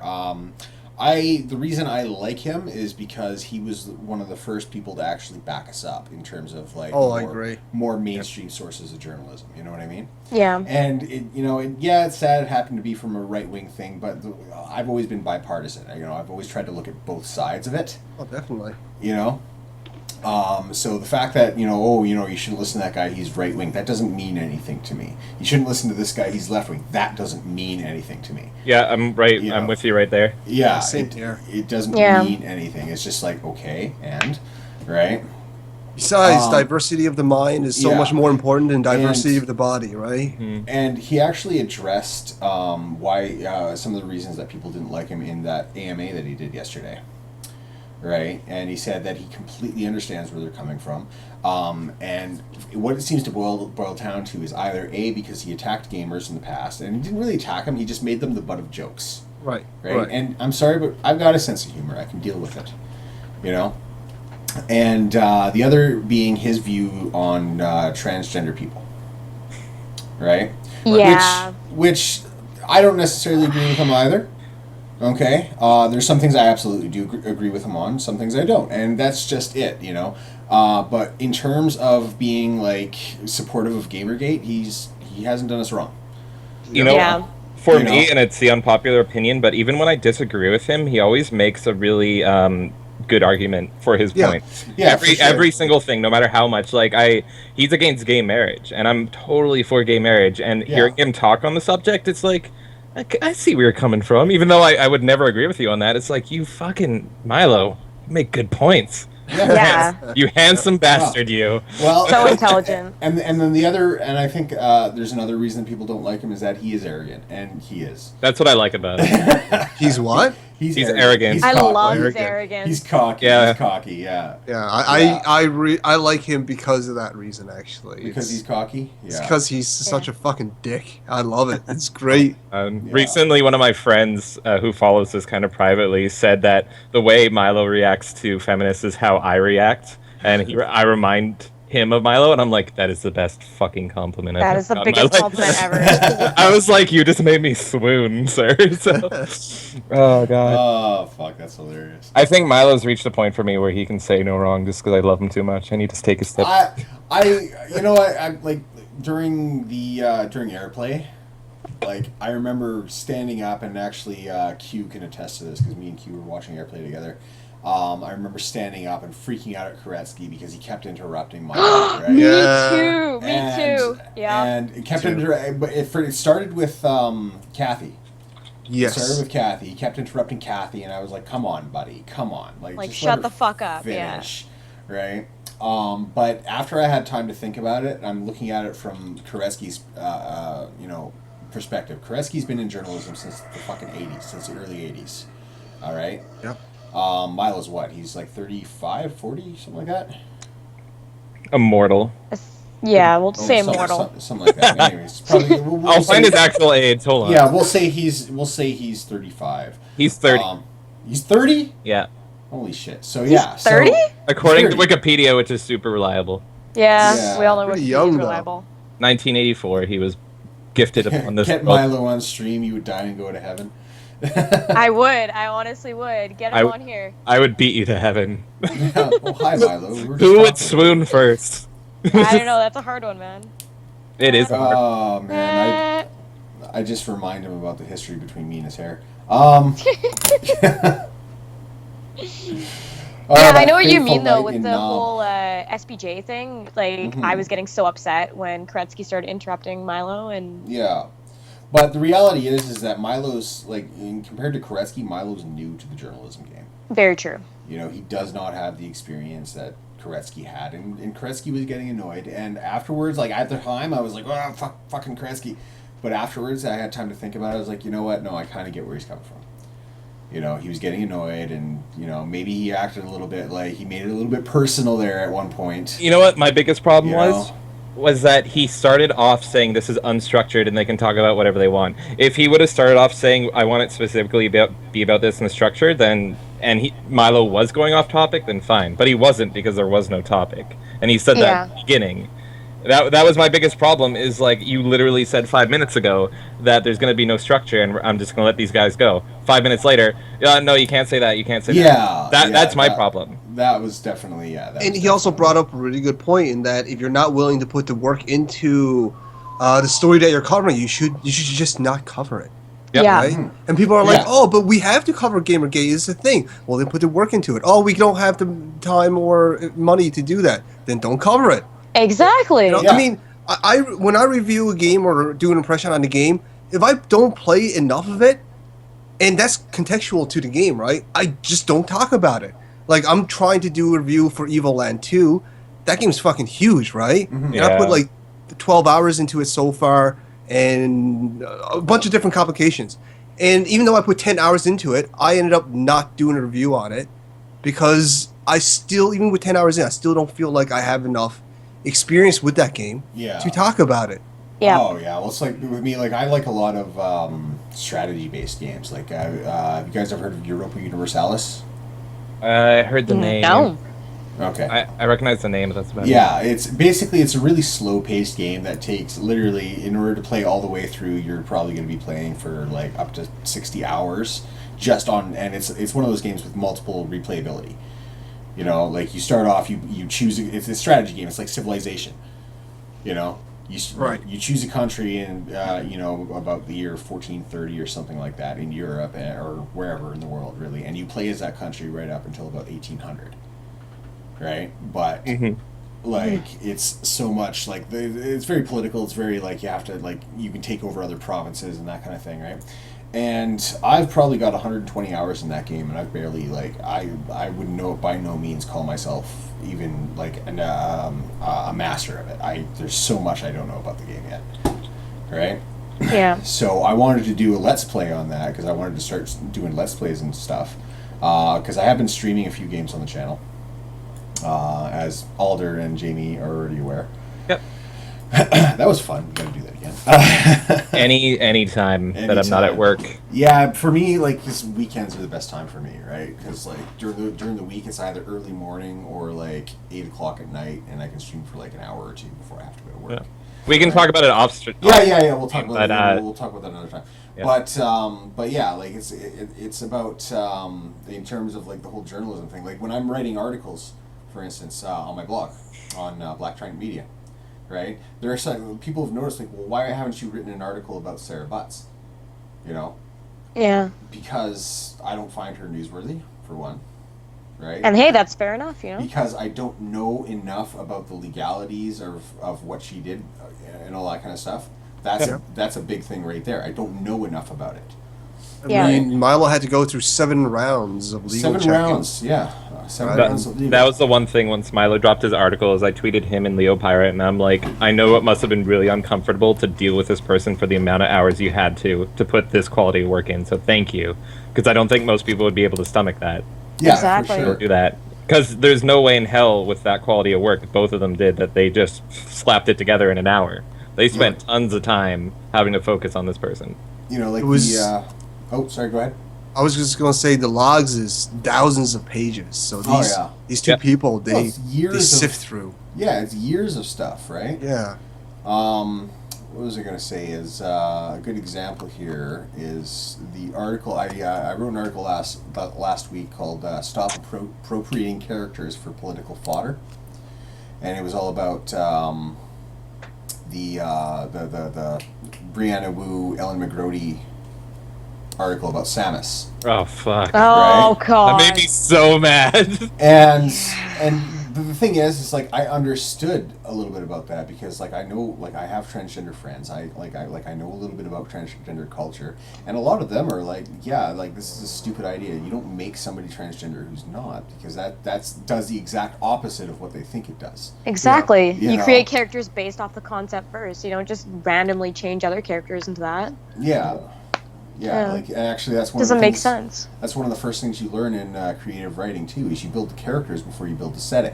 Exactly. You know, so like this is 20 years after the setting and the characters or 30 years whatever, and she's trying to make it out to be a trans person, right? And so anyway, I wrote the article basically offering my opinion, and you know, and then propping up an actual example of what I think is a good transgender character, which was have you guys seen Sense8 on Netflix? I've heard about it. I haven't watched it. People always recommend that to me. You know what? I'm going to recommend it now. I actually absolutely love the series, and one of my favorite characters was the character Nomi, who's transgender person, right? Who's actually played by a transgender actress, and I thought that she was a great character. She was one of the people that I was like focused on following throughout the course of it, right? Right. And I think they handled it great. I think they handled it with class, you know, and that was a positive transgender character. But when you're going around and you have to actually have like she's playing this weird political game. Like even if you look at the little rant by Ellen McGrody here, what does she say? I don't care about canon. I don't care about authorial intent. I demand queer representation, and I will subvert and take away your spaces. Subvert literally means to take over. Yeah. You know, like that means to like fucking push you out and install myself as dictator. You know, like Well, it's ridiculous. I don't know. I think it's pretty also fucked up. hilarious to me that like the whole argument's been like, oh, we need women in games, and it's like, oh, we found an example of women in games, and it's like, oh, let's turn them into trans in games now because clearly Yeah. in games narrative is crumbling, so now we need to go into trans in games. Yeah, yeah, That's how I view it. It's like, why else would you take a super, powerful female character and turn them into a trans person? Plus Because- the whole. Go Go ahead. on. Sorry. Go No, ahead. no, you go ahead. I was gonna say like the whole representation of trans people in media. Well, let's be realistic here. Like I got nothing against trans people, of course, but how large of the population do they actually represent? If it's really, really tiny, maybe that's why there's very, very tiny amounts of representation of them I in absolutely media. agree. My problem isn't even that. My problem is just like stop, like even for the women thing and for race and for sexuality, everything. Just stop changing pre-existing characters Yeah. and make your own. I don't care what you make, and if it gets popular, great. Even if I don't like it, that's fine. But stop changing things I like. And I don't know. This is why I loved what Stan Lee said when he came out of retirement to talk on it. And he's like, "Look, you wouldn't make Black Panther a Swiss character, so why are you changing?" I fucking love that. I quote him all the time because it's so brilliant. Yeah, you wouldn't change Black Panther's race, so why are you changing Spider-Man and Captain America? Exactly. Okay, Like- hold on. And he even said, "Look, I'll make you guys black superheroes if you want. I'll make you guys new characters if you want, but Just- stop changing the ones I made fucking 40 years ago, 50 years ago." Like, All right, Stanley I said got something here. Now this is Wikipedia, so take it or leave it. But I'm looking at the LGBT demographics of the United States, and it says that 0.3% of the entire U.S. population is transgender, Okay. or So- or identifies as transgender. Okay, so that's literally, yeah, that's 3 out of a, no, yeah, it's 3 out of 1,000. It's just not reasonable to that put, right? Am I mathing say, wrong? even 20% of media's figures as trans people, when 0.3% of the people watching it might actually be trans people. But even if they did, if they were original characters in like every fucking game that had a new character, had a trans character in it, I wouldn't care because that's new content. Yeah, Exactly. I agree. I don't give a shit. You know, but it also like I don't know. It kind of depends because if you look at like Hollywood, for instance, or not Hollywood, but like primetime TV. If you look at like The Big Bang Theory and like all these Oh, sitcoms God. and stuff, they almost always have like a Jewish character or an entire group of Jewish characters that make up probably about 30% of the whole total cast. When you know Jews are what, like 8% of the U.S. population. Yep. Right? You know, so and nothing against Jews, I don't really care, but like it just seems a little lopsided there. So like so in order for them to get more representation, somebody who actually in real life has, you know, a certain percentage of representation now doesn't. Right. Right.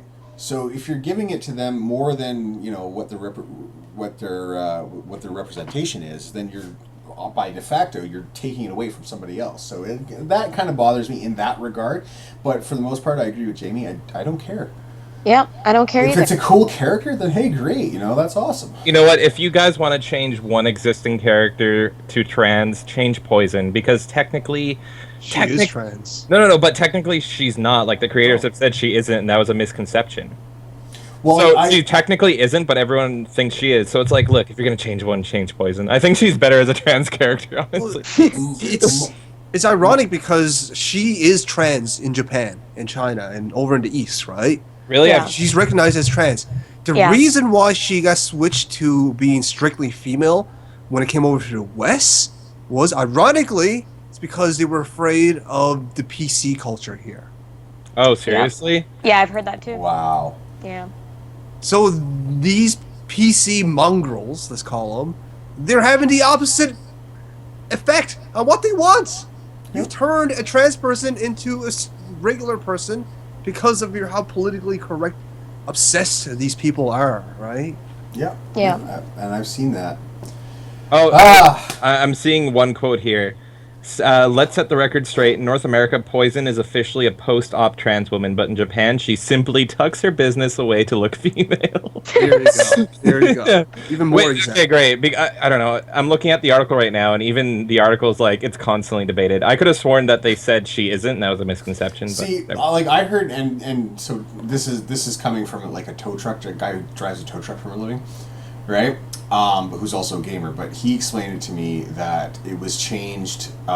He was actually originally changed to, or sorry, Poison was actually changed to a male character when it hit North America because in Final Fight a lot of the animations were very revealing, and it was because of PC culture that they wanted to. They were like, oh no, that's just a guy. Don't worry about it. And that's what this is how it was explained to me by a tow truck driver. So he's by no means an expert, obviously, but yeah. I don't know, just because you drive a tow truck doesn't mean you can't be an expert in gaming. It's Damn not straight. possible. Very true. Yeah. So I think chat's kind of saying, yeah, I thought it was the other way around. Yeah. So I don't know what's going on there. To be honest, I played Final Fight like when I was a kid. Like I haven't played in a long time. Yeah. Either way, the point is, Poison is transgender, and the only reason that there's anything muddying the water in that is because of PC culture. Oh, that's yeah. what we're trying to get at. this is America. Yep. Yeah, that's the point. And I've seen that in a number of other areas, like a lot of the guys that are MRAs that I talk to. You know, we're in agreement in one thing, and that is that if you look, have you seen the protest, the Warren Farrell protest at University of Toronto? No, I haven't. No. Oh my God. Okay, you guys should definitely look that up on YouTube later. Just search Warren Farrell Toronto protest, okay? And the idea is that this guy Warren Farrell, he was going to the University of Toronto to do a speech on suicide, specifically suicide as it pertains to the male psyche, right? Well, he made a quote back, I think it was like 1977 in like a Penthouse magazine, where he said, like in a certain context, rape can be exciting to to certain people, and he was being very nuanced about it. Like I read the quote myself. He was very nuanced. There was no question of like, hey, yeah, rape's great. He wasn't saying that. He was saying that from the perspective of a rapist, yes, rape is exciting. Yeah. Right? Okay. Anyway, so he got so he was going to go do this talk about male suicide, and all of a sudden the campus student union supported the feminists coming out and protesting this thing. They blocked the doors. They got violent. Police had to be called in to keep the peace. Like if you actually watch the video, like your jaw drops watching this video. It's like there's a woman sitting there calling a police officer a scumbag and saying that these are the guys that are going to go out and rape your sister and rape your wife. What the and fuck? shit like that. Is this about Roosh? Sorry, I missed the. No, it's not. Oh, okay. Roosh. It It's sounds not a lot about like Roosh. that. Sorry, No, go on. It's similar though. I'm not a big fan of Roosh, but Yeah, it sounds very similar to that situation. But Warren go on. Farrell, Sorry. I have no problems with. He just said something that got taken out of context, right? Yeah. But it was an absolutely ridiculous thing, and I actually suggest absolutely go watch this video because it's just that what the fuck is going on, right? And it makes you want to reach to the screen and throttle some of these people, you know. Yeah, there's completely. one guy in particular. He was protesting. He was trying to stare down this guy that's like a foot taller than him, and you can see it in his eyes that he's like, I'm gonna get hit. I'm so gonna get hit. This guy's gonna hit me. But to the taller guy's credit, he was just frustrated and he walked off and he's like, whatever. Yeah. You know? But they blocked it. So people had actually paid. Maybe I'm misunderstanding this, but I think that people actually paid to go watch this guy, only to find out when they get there that the entrance is being blocked and they can't get through, and people who try to get through are getting roughed around by these feminist protesters. Fuck. Wow. Right. And this is not the first I've seen of this. And there's a number of videos on YouTube where there's Janice Fiamengo. She was doing a speech on rape culture. She shares the Lauren Southern view on rape culture, right? And she's trying to explain this in a conference hall, or not in a conference hall, but in an auditorium, right? And there's people there banging pots and yelling over top of her, and she's just sitting there trying to calmly explain, and they're just not hearing it. They're yelling no platform, and it's ridiculous. So. Wow. I don't know. And this is just the crossover of that culture now affecting video games, now affecting science fiction, fantasy, all the traditionally nerd-oriented interests. You know what I mean? Seeping into everything. It's ridiculous. Yeah. And nerds weren't they're like a always. virus. Yeah, nerds weren't always just men. Yeah. You know, God, no. there have been female nerds since the beginning of nerddom. Hells yeah. Exactly. You know, I'm- so it drives me nuts when I hear this. Well, here's the thing, though. Nerd culture and people who identify as nerds, I guess you can say, they're not like these feminists. They come from more of the hipster side of things, right? Mm-hmm. And that's what it's really about. It's fucking tribal. They don't care about fucking equality. They just want to squash nerds because they're not like them. But they have interests similar that kind of crosses over. Everyone likes video games and Well, especially in more recent times, yeah. Exactly, especially more Yeah. recent times. And these fucking people, right? They're like, oh, well, we love your stuff that you've been involved with for fucking decades, but we don't like you, so we're going to take it and shun you out of it. That's their fucking plan. That's what it's all about. It's I don't just like it, change tribalism. it. Yeah, exactly. They Oh, want I to got- kick. They want to kick the old guards out and bring in their own. I was in elementary school. I was a huge nerd. I was a big nerd. I used to get beat up because I was a huge nerd, right? I took my licks. I took shit, and I fucking and instead of letting that fucking keep me back down and making me ashamed of being a nerd, no, I fucking owned it. And nowadays, nerds are actually treated with some modicum of respect. Yep. Because our entire culture is predicated on fucking what nerds have created now. Absolutely. It's true, honestly. And we've made it accessible to anybody, so anybody can now come and be a nerd, and we're totally cool with that, right? Yeah. And we're now being painted as though we're fucking trying to gatekeep it, and it's just it's never been the case. If we were trying to gatekeep it, we wouldn't have done half the shit we've done. We've always Yeah. tried to bring more people in so that we can have more Exactly. stuff and we can play with more people and make new friends. And Yeah, sharing what we love. I have Yeah. never seen a nerd in a group say you're not welcome here Yeah, Yeah. until San Francisco. No. Seriously, Yeah. most inclusive group ever. Yeah. Yeah. And they're using these tired, well, now they're tired definitions: sexism, misogyny, fucking homophobia, fucking all this kind of stuff. It's getting to the point where, like, and like I said before, you know, when I used to hear these words, I opened my eyes and I was like, oh, okay, I'll keep an eye on this guy. And now I have to roll my eyes because I can't take it seriously, and that's not, and that makes me feel guilty almost. Yeah. Yep. You know, because that's not who I've been, you know, historically. I've always been the guy that was like, I'm the big guy, so I can stand up for people who are smaller than me. Mm-hmm. Right? And so now this, like, I don't know, it drives me nuts. It just drives me nuts. Yeah, But I anyways, understand where you're coming from. Let's move on to a more positive thing, because we're actually already 20 minutes over. Nice. One final thing, if I can. Karisma, you and me have been gamers our whole lives, and we've known each other our whole lives. Yeah. I can never, like, I've always, you know, that I've always loved violent games. I've always loved over-sexualized games. Even in elementary school, I loved Twisted Metal, Mortal Kombat. I remember that, yeah. Yeah.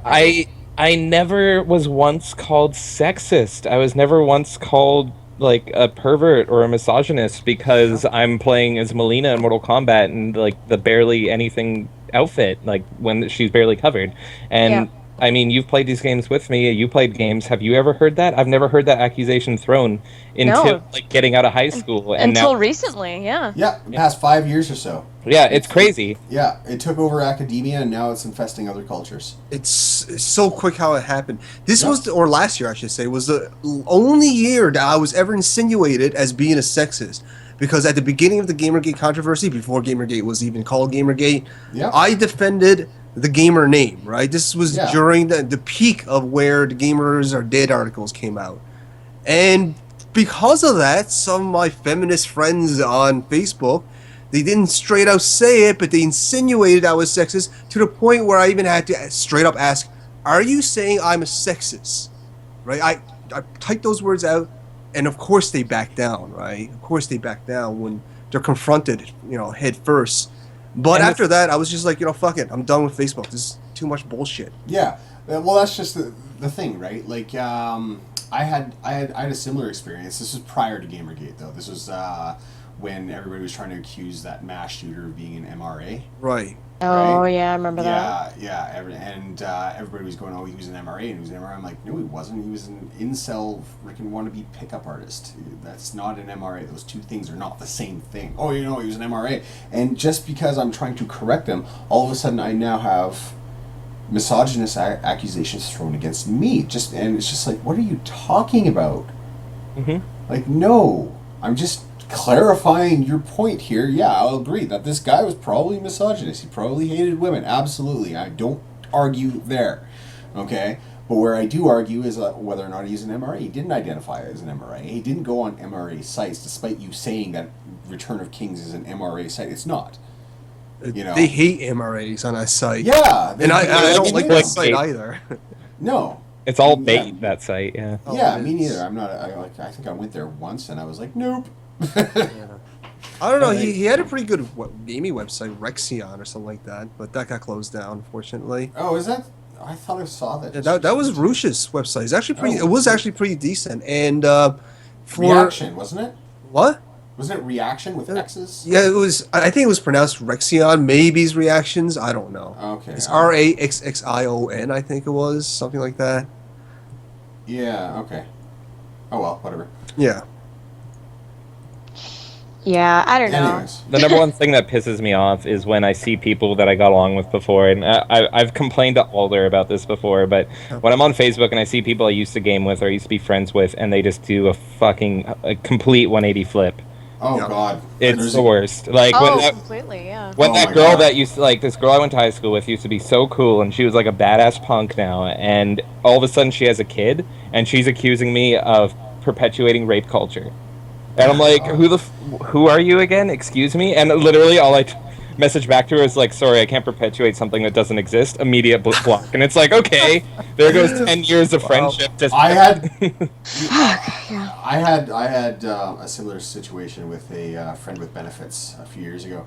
Yeah, no, I'm not even joking. It's like, you know what? This is actually sexist. What's that? Say that again. Sorry, I missed that. I was just saying, like, all of a sudden, middle of stuff, it's like, you know what? This is actually sexist. Well, no. Like, because, like, I don't know. We used to, we saw each other for a while. She'd come over and then leave the next morning. That kind of thing, right? Right. But we got along great. We were awesome, awesome together. We both had the same opinions on things that we weren't looking for anything. We just need to get our rocks off once in a while, right? But she started sharing man boobs stuff Oh my god. on her Man Facebook. boobs stuff? Man boobs. We hunted the mammoth. No, I don't know David anything. Futrell. His name is David Futrell. He's a tool. He calls himself Man Boobs, and he goes around. He's the one who I think initially made the accusation that fucking what's his name, Elliot Rodger was an MRA, right? Because he spends all of his time attacking MRAs and attacking Gamergate and attacking all that kind of shit, right? Okay. He's one of those types, right? Mhm. And she started sharing these articles, and I'd go through there, and I was just like, well, okay, look, what he's claiming here, that's not true. Oh, well, fucking no, we're done. I'm like, what? What? But sex. But sex. But whatever, like, fuck, shit happens, right? That's crazy. So I don't know, and then like we were still friends on Facebook for a while, and then what happened is she got in an argument with one of my buddies, who they actually shared a history, right? And he said something. He called her something, or I think he called her a bulimic whore or something like that, right? And not exactly the nicest fucking thing in the world, right? But I didn't say anything. I was just like, whatever. They're adults. They can deal with it themselves, right? Right. This girl's mother What? contacted me. Why didn't you defend her? I'm Wow. like, what? What? Like, what? Look, we're not dating. She's so upset right now. She's saying that you betrayed her and all this, and I'm just like, what are you The talking hell? about? Mom, Yeah. And I explained to Mom here that I'm like, she's old enough. Like, I think she was like 21 at the time or something like that, and I was like 32, but still. And I'm explaining to her, I'm like, she's an adult now. You realize this, right? Like, she can fight her own battles. And honestly, she provoked him. She insulted him, and then he insulted her back. What do you think's going to happen? That he's going to be like, oh, well, shit, I must be an asshole. No. Right? No. He's gonna fight back, and maybe he didn't do it the most tactful way possible, but that was nothing to do with me. I don't understand why because it was an argument over a comment that I had made on Facebook. Right? Like, I think I shared an article. I forget exactly what it was, but I shared an article, and they were arguing on my thing, and I made a comment saying, like, fucking guys, stop arguing. This is stupid. Right? And then she took the perspective that I was teaming up against her when I was actually taking a neutral, and I was going against both of them. Yeah. Like, guys, shut up, grow up. Like, fuck. And so, like, once that kind of mindset grabs a hold of somebody, it's really hard to get them to let go. Yeah, It's true. really true. hard. It's really hard for them to let go, and so in that regard, like, I don't like, a lot of people are like, oh yeah, I firmly admit to hating SJWs. I don't hate SJWs. I find them annoying as fuck. They're like mosquitoes, like you swat them away, but well, more. I pity them. yeah. I actually feel sorry that, like, that they have to find validation through making enemies of an entire class of people. Yep. See, I wouldn't pity them because they have so much power to change shit they don't like. See, and I was gonna mention that too. Like, the thing is that there's always gonna be people like that out there that will disagree with you and cause a stink. But I feel like they just have so much more power than other people have in the past to really create an issue. Now, And it's not fair. I grew up, and a lot of people don't really know this, but I grew up upper class. Off of what? Upper class. Upper class, okay. Upper class. Up until I was about, I was about 16, I guess, and then I went out on my own, and fuck that. Right. But I did grow up upper class. My stepdad and my mom ended up breaking up, and then he went off and did his own thing, and with him was the money, Yeah. So I went from upper class to living with my mom and being on welfare, and it was a huge, like, fucking what the fuck just happened. It was a head spin, right? because I was so used to a certain lifestyle, and now all of a sudden it's just like we can barely afford to eat, right? Good times. So, and I do know from being on both sides of that coin now, because like I lived in poverty for at least 15 years, right? I was doing some horrible things to get money, you know, and so I understand like their perspective. They're like, oh, you know, it's ridiculous that you think we're rich. My dad's working class and that kind of thing. Well, compared to most of the people who are like speaking out against you, yeah, you're fucking rich. You know? Yeah. Yeah. Like back then, back in those days, I would have looked at the money that we were making and I was like, oh yeah, we're not rich. You know? We're not even well off. We're not exactly get a flat tire, buy a new car. But my God, yeah, my stepdad could go out and, you know, blow $2,300 on some random fucking toy that he wanted, which he did a lot. Like when CD burners first came out, they were $2,300 and he bought one. Nice. Right? And now you can get one for 20. You know, like, Yeah. Yeah. you know, it's like whatever, right? But and that was it. When the first laser printer came out, he went out and bought one, and it was so expensive. It was like $3,500 or something like that. It was so expensive, you know. But even to these people, like that's not rich to them. That's not, or at least not as rich. That's comfortable. That's where, you know, they can deal with emergencies, right? And and so that's like from that perspective, right? But that doesn't mean that, you know, they're not more privileged than those of us who are like just teetering around the poverty line. You know what I mean? Mm-hmm. Oh yeah. I know what you're definitely. saying. Yeah. You know, it's like, did you guys ever see that debate with Karen Strawn and Naomi Wolf? I have not. No. Okay, that was a good debate. Naomi, I forget how it came up, but Naomi Wolf was saying something, and she's like, "Well, I don't see how blah blah blah blah blah." And then Karen turned around and said, "Well, that's because you're wealthy, right?" and then Naomi got so offended. She turned around and she's like, "I am not wealthy." And like right then, I went to go look up Naomi Wolf's net worth. She's worth $3 million. Holy shit. Very wealthy. That's very wealthy compared to like me, who, you know, I'm making $35 a year. Yeah. Right?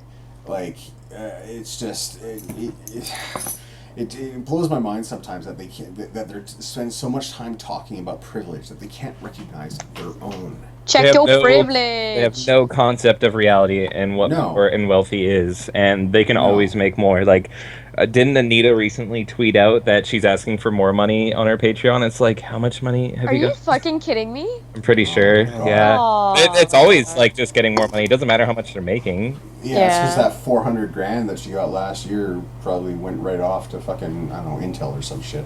Oh fuck. Yeah. I want to know what she's. I want to know what she's funding with the money that she's got. Yeah, that's what I want to know A too. nice condo. That's what she's funding. That's a nice condo. Yeah. New lingerie for John. Gross. Gross. A fitted strap on. Wow. Dual-sided. Okay. Dual-sided. Please help! I need money for bulls. Oh God, I need to stop. Stop me from talking. Gotta do something to keep up that coke habit.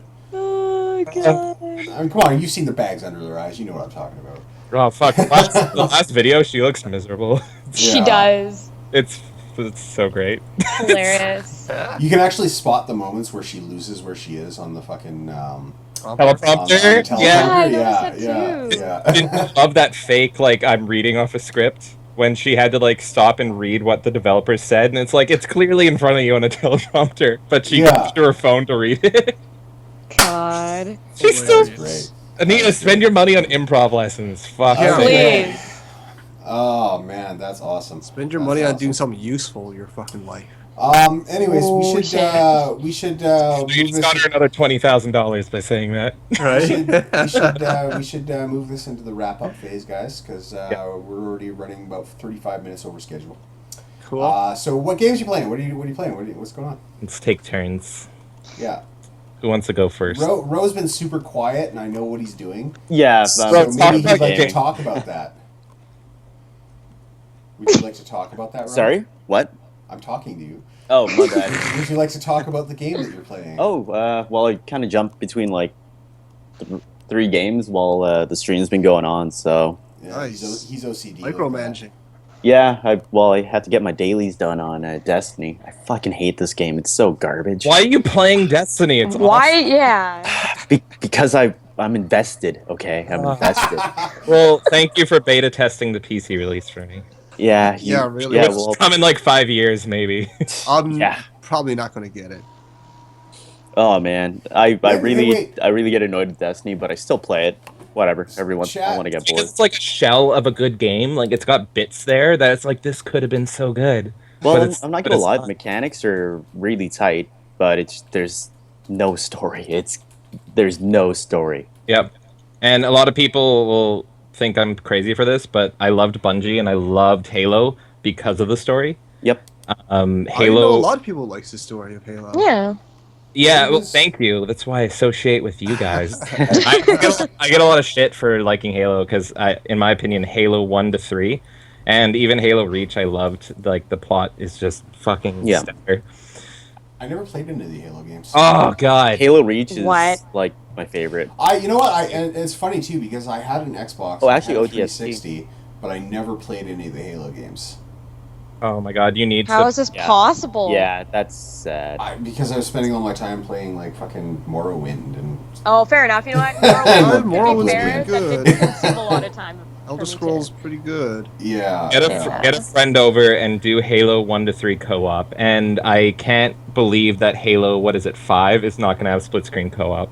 Fuck Are you serious? Yeah, the first T-rated Oh, Halo, cute. and there's no split screen. Oh, I'm not even. But I gonna also, touch that. but here's the thing: I also suck at first-person shooters, as evident by my They're stream. on easy. Hey man, I stream the suck other too. day. I still played Halo. Yeah. Hey, fair if you lived here, I would run it through with you because I've done that. Like, I just run Halo Hey, but through. but you know We what? can make it a drinking game, man. Let's do it. Oh my God! Yes. Maybe we should. Maybe we should. Yeah. Well, that's the other thing too. Is what is like 28 days from tonight? I think it is 28 days. Yeah. For what? 28. We are having a get together in Vancouver. All right. Are I heard we? about this? Yes, it's going to be a smaller level get together where we're going to be planning for a much bigger get Which is together. why we weren't going to announce it on here. Yeah, but whatever. Fuck, Yeah, I it's don't care. Hey guys, we're meeting and none of you can come. Well, We're we're- VIP, No, fuck you no. guys. This is a plan. Well, I wasn't invited, so I don't know We're anything gonna, about this. Oh shit, he's here. now you're gonna make me feel guilty about it. Is that? Oh, No. fucking right I am. That's fucking right. Okay, no. This is just the planning, the planning phase. If you wanna just help plan an event in closer to Christmas, then you're welcome to come along, or you can just come to the Christmas one, which is for everybody. Yeah. That's the Yeah. idea. I was also playing some Mad Max and some Phantom Pain. Mad Max any good? Mad Max is an open world game Okay. with cars. Yeah, it's an open world game. That's about all I can really tell you about it. I've Mad only got Max. maybe like 5 or 6 hours invested in it right now, and it's a decent game. It's not like terrible by any means, but it's so cookie cutter for the most Oh, I part. see. That's what it looked like to me. That's why Yeah. I chose Metal Gear over it. Plus, it's Metal Gear. Yeah, You know what? I had to get it. I had to get Oh, it's like Metal Gear. One of my biggest regrets is actually like because I've got this weird habit is like I can't play a game starting with a sequel. I have to play from the first one on. Yep, I'm the Yeah. same way. And You can play Witcher 3 without playing any other ones just fine, just so you guys know. Well, Oh, I played the first two Witcher 2 Witchers, is so it awesome. doesn't matter. Yeah. Yeah, I played the first two Witchers, so that one doesn't matter. So like, Nice. but like with oh fuck, I just had it to you. Metal Gear. I played the original one for the Nintendo, Yeah? right? Yeah. I loved it back then. It was a great game. You had that like infrared goggles that I kept calling infrared goggles because I didn't know what infrared was. I was like Infrared. 6 or 7 or something. I was These are inferred goggles. They're not really real. They're just inferred. They're infrared. And then the sequel came out and it sucked. I didn't enjoy it. And then I remember Metal Gear Solid, the first one came out, and at that time in my life, I was still in like abstract poverty. So getting games was like, okay, that was a pipe dream. You know what I mean? Right. Yeah. So I never got a chance to actually play it through, but I'm like looking at like some of the stuff like Peace Walker, and I'm looking at like the Phantom Pain, and I'm like, wow, these games look like Phantom Pain especially looks really fucking cool. It's unreal. It's so fun. Yeah, like the like you get to build a zoo or something. I understand. Yeah, I've got The it. fuck, really? Yeah. No spoilers, guys. Sorry. No, sorry. don't I didn't even know that was a spoiler. So like, I Well, thought one it of was the just things a you can feature. do is you go into the countryside in Afghanistan, and you can like go grab a goat or a donkey and just tie a balloon to it, and it just goes. I saw. Oh my love it. god, that's awesome. I saw an animated GIF of somebody doing that with a bear, Oh, I love that. like Yeah. tying a weather balloon to a bear, and I was like, Yeah. what? Yep. Hey, Snake, what's up there? And then all of a sudden, just Yeah. Yeah. Yeah. Oh god, that's awesome. All right. So that's Ro. What about the rest of you guys? What are you guys playing? What's going on? all there you go. All right. What that? Okay. I've been playing Metal Gear as well. I haven't been putting as much time into it as I should. Personally, I'm probably going to spend the rest of the day playing it. But I've also just finished playing a little bit of a game called Dropsy. It's Ah, Oh. so good. dude, it's the latest little indie Devolver. game from Devolver Digital. Which, by the way, you should buy all their games. What the Fucking fuck is fantastic. that thing? Give Fork Parker all your money. He deserves it. Ford Seriously. Parker is amazing. What But the actual fuck? It's What? a new like pixelated sort of indie point and click game where you play as a clown, Dropsy. That's not a fucking clown. That's a fucking. I don't know what that is. He man. just wants hugs, He EJ. just wants hugs, man. He's going Just on a wants hug hugs. venture. But he gets accused of starting a fire and burning his circus down and for murder and all this stuff. So he has to go on this redemption journey to clear his name, I guess, and hug everyone that he sees around. And it's frigging awesome. It's so colorful and cheery, but the story is so fucking dark and morbid underneath all that shine. And is that sort of juxtaposition that I'm really, really digging from this little game here, Dropsy. Dropsy, guys, look it up. It's crazy. That's awesome. Yeah, Yeah, it it's did look good. really good. Alder, I want to know if you played this game, and I can't remember the name, but it's got a really like kind of indie art style, and you play like this biker in this post-apocalypse, and there's only one girl alive, and you Right. have to protect her. Do you know what I'm talking about? What? Explain again. Sorry. It's like a side scroller. I think it plays like Earthbound, and it's really like pixelated art, and it's post-apocalypse, and you find like one girl that's alive, and you need to protect her. Do you That know sounds the game? amazing. Damsel. I Damsel. don't know. It sounds kind of like Ico for the PS2. Fuck, I'll find it. I don't know You exactly. guys, that's totally a damsel in distress trope. Clearly, you haven't played it if you didn't know what it is, but it looks really good, and it looks like a game that you would play for your channel. So I wanted to know if it was good. Oh, show me. I definitely like to check it out. But I'll find it. Well, the art style in Dropsy doesn't look too bad. Hey, here he is with Cthulhu. yeah, the animation's fantastic in that Yeah? game too. Right? It's really, I don't know. good. The picture I was looking at, it looks like a clay kind of version of Dropsy. and Right. It looks absolutely horrifying. That's the point, right? Like, this is not really a kid's game, or it's not Yeah. really cheery and happy and all this stuff. It's actually really, really dark. Do you know what he reminds really me of? You guys ever see Goonies? You know Sloth from Goonies? Goonies is one of the best Right. movies ever made. They're making a sequel. Yeah, I heard. I'm scared. Yeah. Well, if it's by Spielberg, I wouldn't be too afraid. But if it's by anyone else, maybe some worry. By the way, Alder, the game's called Lisa, and yeah, Lisa. Have you Yes. played it? No, I own it. I've heard a lot about it. Play it. Tell me how it is, because I love the plot idea. It's pretty much like the world's filled with perverts, and you have to protect this girl. Yeah, apparently it's crazy. I mean, you guys know Icer from Twitter? Yeah. Yeah. Oh, of course. Icer Yeah. or whatever. She Icer. during the Steam Summer Sale, she was playing that, and she was kind of reporting back on her thoughts about that game during that time, and she seemed to really like it. And then at the end, she was really pissed off at the game for some reason. I don't know. Just say nothing. If you play it, just I tell haven't me if played it's worth playing or not, and that's all I need. I've heard a lot of good things about it, and I've been asked about that game before, so I should probably play it. Chad's trading Steam accounts. Oh? So if you guys, so if Corey. you guys, Add Korig. I'm the one with Bayonetta as my Yeah. profile picture. yeah, this one right here. I'm hovering over your picture right now. All right. Oh, okay, good. And what else do I got? I better add people because I don't take. Tell me who you are, or else I'll remove you because I get attacked by like hackers on Steam all the time. Spam bots. Yeah. Yeah. Spam bots. Alder, are you Yeah. playing anything else? Yeah, I've been playing a lot of. I think the two games that's been distracting me from playing more Metal Gear has been Guild of Dungeoneering.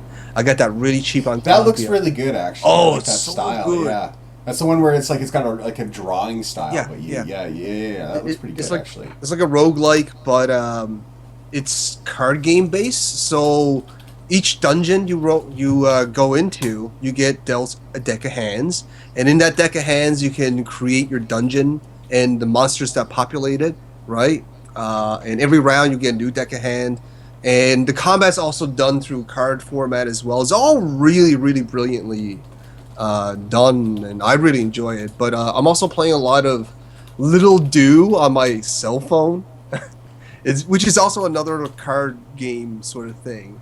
And I've been playing that way more than I initially thought I would. Like, I'm looking at my time that I played on it right now. I got 7 hours in this fucking mobile game. It's the most hours I've ever had in any mobile game. So yeah, the 30 games I play a lot of games that people don't know about because I'm weird. And I'm a game hipster, I guess. You're a game hipster. Hipster! You gotta Not really. You gotta play them before they're cool, eh? Yeah, exactly. Yeah. So what else? So we got EJ, me, and Karisma left for games. Okay, well, the only game that I've been playing lately is paying bills. So next. All right, I'll do mine, I guess. I'm not playing anything really new since last time. I'm still playing Heroes of the Storm. I just finally got level 70 in Diablo, so I can stop playing that forever, because I got my mount for Heroes of the Storm. But I'm addicted. You're wrong. I played Diablo 3. When you reach level cap, that's when the game just started. Yeah, I actually was having this conversation, and I can't get into games if there's no plot whatsoever. And I'm saying, like, Mario is enough plot for me. Like, there needs to be something. So I really like Diablo playing the story. And then afterwards, it's literally like, you can still play and get levels and stuff. And I'm like, but there's no motive. I'm not having a motive to play. So it is to get better gear. yeah, see, it's not a plot narrative thing. So, like, No, even it's if there's something, like, super simple, I need that. And that's actually why, I was having... How come you like MOBAs? MOBAs are like... Well, the thing is, MOBAs actually have a plot. And, Really? Yeah, like, the plot in Heroes of the Storm is, like, there's this thing called the Nexus, and all these different characters from different universes get pulled in, and it's got an opening, and Uther's actually explaining to Raynor, like, what the Nexus is, and he's like, what the hell is this? Did the Protoss make this? And it's like, not really. so, like, that's literally all I need. Okay. And I was having this conversation with my coworker, because my coworker's super hyped for Mario Maker, which is out now. And I'm a Nintendo fanboy like crazy, and I actually don't really care about Mario Maker, and it's because there's no plot. And he's like, but it's just about making levels, and I'm like, that's the problem. And That's it. That's all it is. literally, if there was like a line of dialogue at the beginning that just said, like, literally, if it just is like, you need to go save Peach by building levels, you get a builder outfit and you got to build levels, and the rest of the game didn't change at all, I'd be like, I'm interested in that. But since the game is literally like you press start and you start building levels, it doesn't grab me. Okay, fair enough. I'm kind of on that page too. I'm weird like that. I know it's unpopular opinion. Maybe it's because I grew up in the arcades. I'm more mechanically focused, right? I mean, don't get me wrong. I like a good narrative as well. I like walking simulators, for God's sake. I'm playing a friggin' point and click, for God's sake. But I'm completely okay ignoring the story for better mechanics. Like, Yes. I have so many hours into Diablo 3. I still have no fucking idea what's going on because I just skipped through everything. I'm just like, I just want loot. I don't care what you have to say. I just want loot. See, me, when I played Diablo 3, I listened to every single dialogue piece from every single character, and I picked up every single voice log and listened to every single one. I've And- heard Diablo 3 story is actually pretty bad, but I wouldn't know because it's okay. It's enough to get you to play the game, and I actually got kind of invested in it.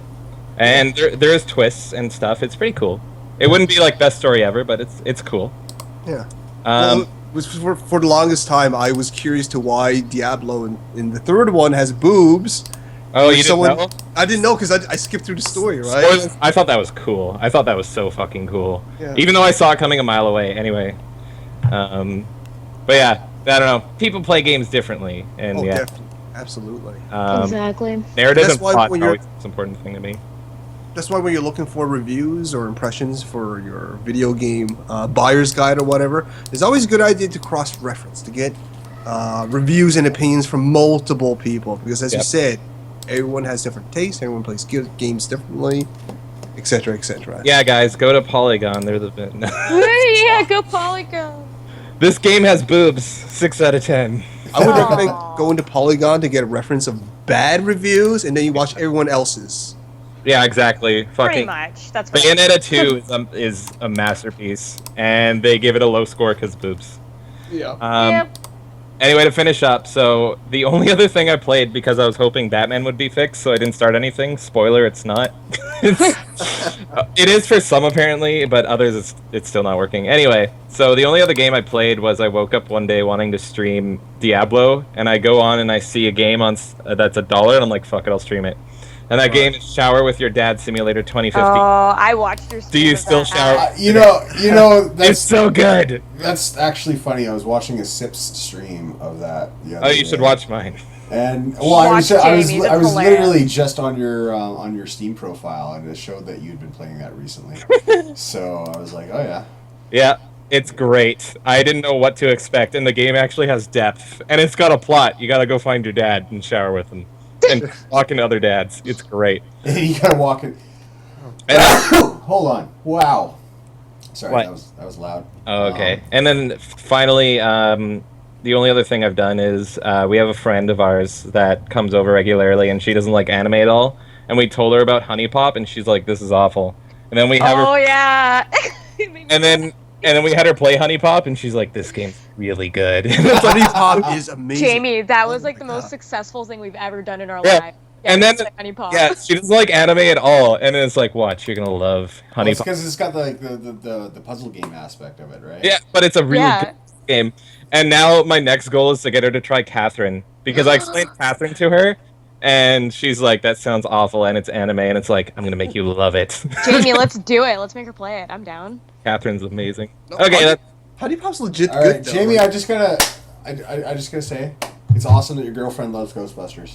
oh, it's her favorite movie. It's top 3 movies of all time for her. How does she feel about the whole like Oh. making 2 different ones now? Oh, don't get her started. She fucking Okay. can't stand. Like I can't stand it. But like, okay, here's the thing about my girlfriend. I try to argue and debate identity politics and all that. I have never someone the thing she has said about Anita Sarkeesian Yeah. would be technical harassment. Wow. The things she has said has made me like cry with laughter because she just doesn't take shit. She's just like, what was the quote? I got screenshots. Hold on. It's I like great. cried laughing when I heard all this. Oh my I god. took screenshots because when someone insults the game she likes, she doesn't argue or debate. She's just like, fuck them. So yeah, that's what I needed to do a video, and one of her favorite games is Ratchet and Clank. Oh yeah. And so I'm like, hey Jessica, Anita's going after Ratchet and Clank. Her response, and I quote, she can shut her lying whore mouth by sucking her ugly fake reviewer boyfriend's cock. If I gave any fuck about what this person says, I would tweet it. I'm sorry, tiny cock. Now that's better. Yeah, don't fuck with Ratchet and Clank unless you want me to hate you. She can take her cheap dollar store hoop earrings and shove them up her ass. Oh my god. Yes. Yeah, so Yes. Hilarious. Oh. similar feelings towards the Ghostbusters remake. Fucking awful. I've never Absolutely. seen Yeah. it. Is it awful because they replaced all the characters? Or is it awful because it's actually a bad movie, like bad story and shit? It's not out yet. It's being made, and the reason it's awful is because Ghostbusters fans have been screwed with for a while and promised things and built. Promised a sequel. They've been promised a sequel for In years. my opinion, Ghostbusters Yeah. the video game. The video game's stellar, and it's written by Harold Ramis. So Yeah. One of my really good friends, he's been a hardcore Ghostbusters fan for years. Like, I go into this guy's man cave and he's got like Ghostbusters merchandise every fucking where, right? yeah, And I asked him how he felt about it. He's like, "Don't even fucking talk to me. Don't even fucking talk to me about that." And I was just like, "Whoa, okay." And you know, they're pushing the film so hard. And like everyone, you can see they're paying people off to push the film. And if you look at the comments, all the Ghostbusters fans are like, "Fuck off! We don't want this." No matter how much they outcry, they don't want it, but they still push it off. And I think, can I put my tinfoil hat on for a second? Sorry. Yeah. But Ernie Hudson, who played Winston, the black Ghostbuster, yeah, he was the only Ghostbuster talking shit about it, and he's fucking awesome. He was like, "Oh man, if they're gonna do it, I hope the women are at least sexy." Oh my god. And he was just like, "Look, no," and he understood. He was like, "Look, no fans want to see this shit." And you know what happened? Like, he kept doing that, and then eventually, like one day, he's like, "You know what? I changed my mind. I think it's a great idea." And it was like, no. You've been talking for like a year about how you hate this, and now you're promoting it. And now other articles are talking about how you're promoting it. It's fucking... That seems a little, yeah. Yeah, it's. I honestly believe he was like paid off by the company. He was like, "Look, if you shut up, we'll give you money," because they know, like the people making the Ghostbusters know how much the fans are against this, and they need like all the good press they can get. I don't even understand why they would do that. Like, because Hollywood's not original. Like you know it would have been fine if they would have made a sequel to Ghostbusters with all female characters. Well, not even. If they want to make female Ghostbusters, just make it like a new movie where it's like carrying on the legacy and all these girls look up to them. But no, they have to remake it, and they have to make it like this. This is an actual remake to retell? Yeah, this is a real remake. Wow. Yeah. See, I'll share with that though. Like, my opinion on the matter is that I wouldn't have cared if it had been a sequel, same universe. That's why I thought it was. Have already done their thing, and then a bunch of women became the next generation of Ghostbusters. I wouldn't have minded. I wouldn't have cared. Yeah, same. Yeah, Originally, exactly. Anna Faris was going to be one of the daughters, and I was like, great. I think Anna Faris is perfect. Anna Faris is great. I love Anna Faris. Yeah. But then scrap that. So I don't know. Yes. Yeah, I am so pissed off about that, and every Ghostbusters fan is pissed off about that. I don't know one person that's excited for that, except for people that are like, "Yay, women!" Well, did you see Laurie Penny talking about it? I don't know who that is. The name's Laurie Penny. Look at one of Sargon's most recent videos. He. Oh, okay, yeah. Laurie Penny she's that crazy British like SJW. Yeah, okay, I know who you're talking about. I watched Sargon's fucking. Why are people saying Squid Girl hentai on Twitter? What? I'm not loading up Twitter on stream then. People are sending me Splatoon Rule 34.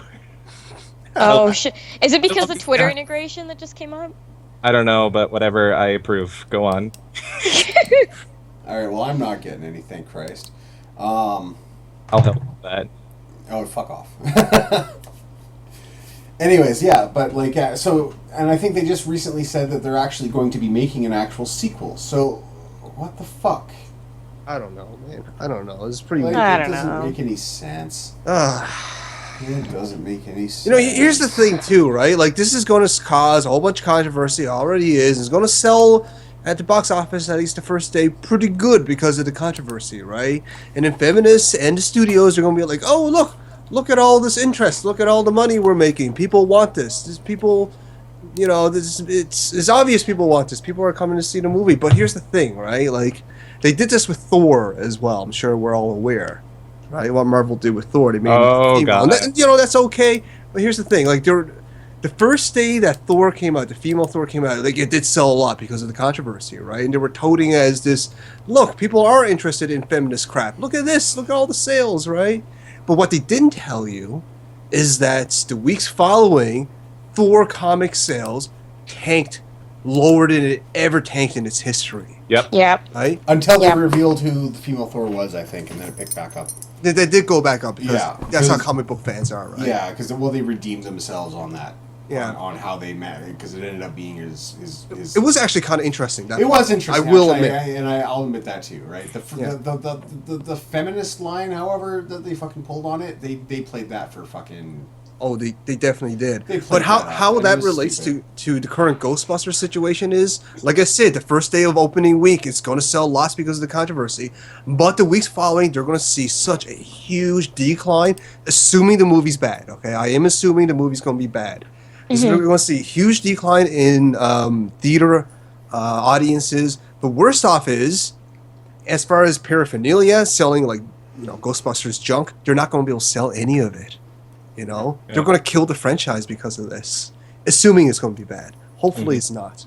Well, It's gonna be bad. I don't know. Like, It's going to be bad. What's the see? What are the percentage of women who buy things like merch like that?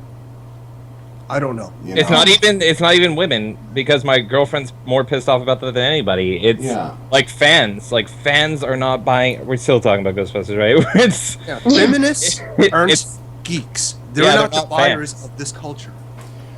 If you're more, well, actually, the way I look at it is, if you're more a feminist than you are a geek, then you are a feminist. If you're more a geek than you are a feminist, then you are a geek. Right. Yep. Yep. At least that's yep. It's like we're fucking king of the hill. We're sitting around years talking about propane. Yep. So that's what I've been playing, guys. Identity politics. There you go. Woo! Fun game. Beautiful. All right. Well, we've been running 3 hours now. Karisma, are you playing any games before we go? Oh, yeah, shit. So I started playing the Telltale games finally. Ooh, good Don't choice. one. Yeah. You're So, Fable. a mutual friend of mine and Jamie's got me into Wolf Among Us, which I'm like obsessed with now. It's a great game, yeah. Read the comics. I used to read the comics. They were really good. So good. Yeah, so I beat the first chapter, and I went over to another friend's house, and they got me into Tales of the Borderlands. So Okay. I really like that too. I haven't played that one. I was a big fan of their Walking Dead games, though. Their Jurassic Park game, the Back to the Future game. Like, they've done a bunch of really good games. Yeah, I love them. I feel like they're Borderlands going is to be my actually new favorite good. company. Borderlands is good, yeah. Okay. And Because- I don't know anything about Borderlands. Like, this is just me jumping into a Right. whole new series, right? That's good to know. Like Borderlands, the game itself has a pretty interesting story, and I like the characters in the game. It's just too bad it's done by fucking Gearbox. Because Yeah. fuck Gearbox. Yeah, when I saw that Yeah. they were going to be doing that, I'm like, well, is Anthony Birch going to be a consultant then, and it's going to be filled with identity politics like the previous No, was? it's fucking hilarious. I think is it's because so it was. Go ahead. No, I was just saying the Tales of the Borderlands is so funny. Like, Okay. That's one of the things I really like about Telltale is their writing is top notch. Like I'm Yeah. actually looking forward to this Minecraft one they got coming out, the story mode. I'm I didn't know that. curious That's awesome. to it. I'm going to try it out. I worry that they're going to water down their brand by doing all these franchises and stuff. personally, I think that's their shtick, actually. yeah, If I you think look that's at- their shtick too. Yeah, You might be right. Every game they do is like Jurassic Park, the game, Back to the Future, the game, Walking Dead. It's none of their own original creations. They even did like Sam & Max games. That's true. Yeah, they do. true. That's their shtick, right? And I think they do a good job at it. So. Yeah. If I can be the unpopular opinion, I actually think they're overreaching and they're releasing too much because, like I noticed with season 2 of The Walking Dead, I thought it was not anywhere compared to season 1, and I thought none of the choices mattered. And I don't know, it felt rushed. And they're doing like 5 projects right now all at once, and it's one company. And I don't know, Yeah. I feel like they need to slow down a bit and focus on quality over quantity. No, that's fair enough. Like I did notice quite a few bugs in Tales of the Borderlands. So Yeah, well, I noticed that as well in Walking Dead season 2, and it's because they're Rushing? they're rushing so much. But I don't know. What I personally would like to see is I want them to maybe not fully because it's not selling as well, and I understand why they're not doing it. But I'd like another traditional point and click. Like me and Jessica's favorite series was Sam & Max. Like that's my favorite game that they've done is the Sam & Max trilogy, and I would flip if they did Sam & Max 4. Yeah, because they haven't actually Damn. done a Sam & Max in their newer format, have they? Yeah, well, I don't even want them to change it because fans would freak out if Sam & Max was a choose your own adventure. But I don't know. I want another Sam & Max, pretty much. That's what I'm getting at. Is I would love to see them do some more point and clicks, especially with Sam & Max. You could play the poker games by Valve. I hate poker, but I bought those just because. Just because it had like just Brock because Samson or whatever the fuck Yeah, his name exactly. is from Vincent Bros. Jessica Yeah. plays it because she likes poker, and I just watch it for the dialogue. Nice. Nice. I honestly, I bought them just for the hats. I gotta admit. Oh, nice. They're like, Chrono Trigger stream. I'll do that. I love Chrono Trigger. That is a great game, and I think Square Enix is really cool about Let's Plays too. So Yeah, they are. They're pretty good for the most part. Yeah. I'd do a Final Fantasy VI stream. I totally would. Oh, that sounds fun too. Yeah. Fuck, I named my daughter after a character from that game. Speaking of which, hi kiddo. Hi. How's it going?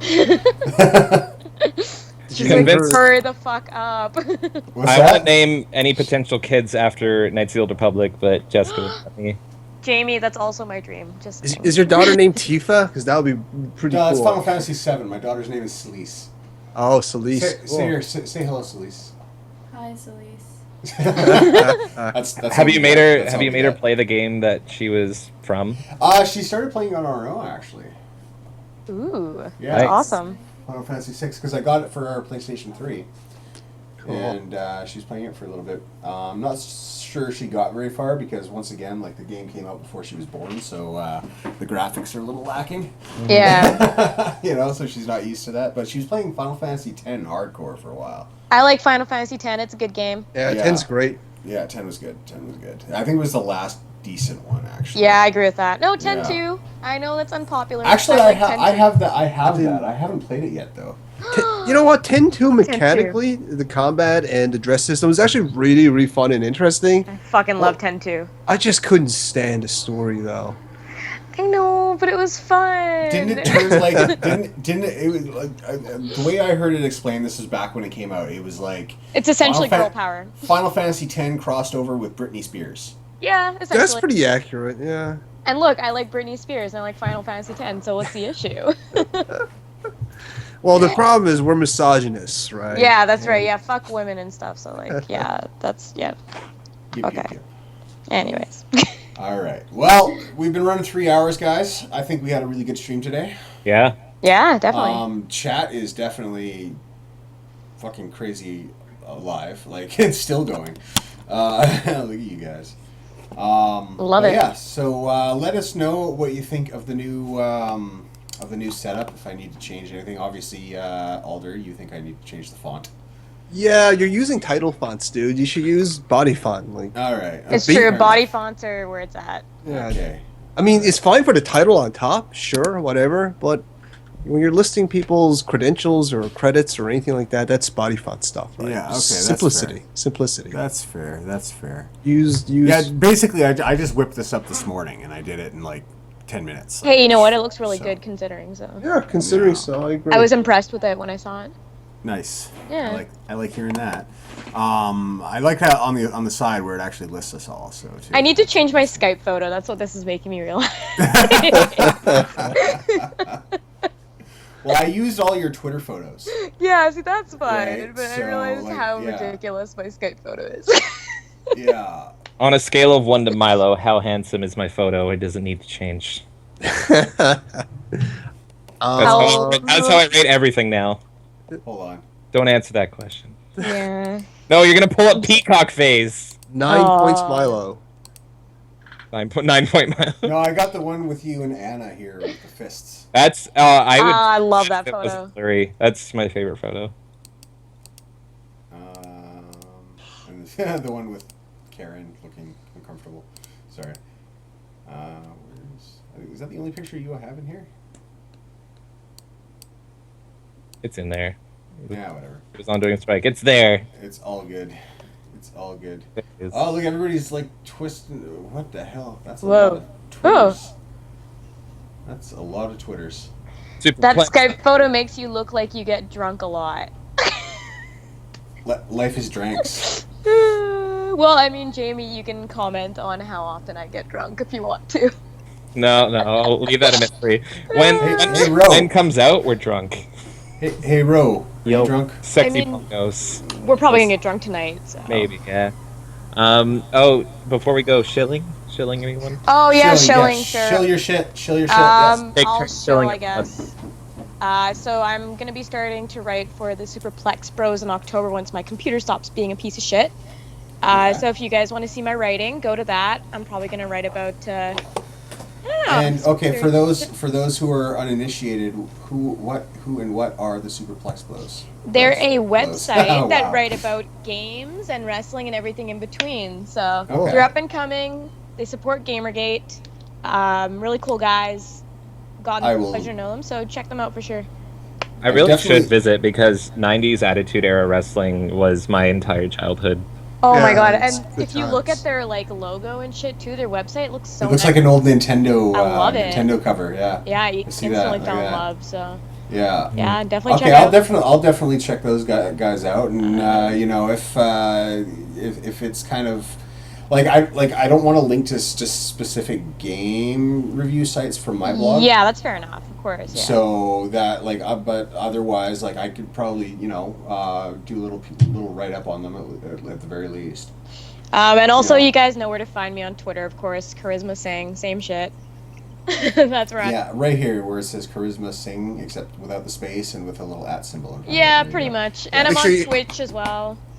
And make sure you have an H at the end of that. Yeah, It's very please add an important. H to the end. Yeah, I would love to see the reaction from that other Karisma. Oh my god, that's Karisma hilarious. Singh.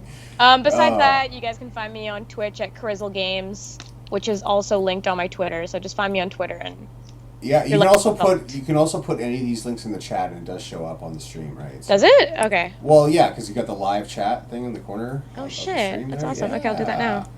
Yeah, Anyways, that's so, my shilling. I think I may have to make you a mod in that case. All right, next. Who's next? Who's shilling next? I'll do mine because hi everybody, you can follow my opinions and I don't know what I've been tweeting lately. I've been retweeting Squid Girls from Splatoon. That's cool. You can find me at Korig, so at KORIG. Also sometimes I stream video games on Twitch at twitch.tv/DarthKorig. So yeah, that's pretty much me. All right, Alder. Okay, well, you can find me on the Twitter at Aldershot 8008. I'll put it in chat here. Aldershot 8008 @ so that's my Twitter. I'm also a YouTuber who does Let's Plays and critiques on mostly indie games, but PC gaming in general, honestly. And you can find my YouTube channel on my Twitter as well.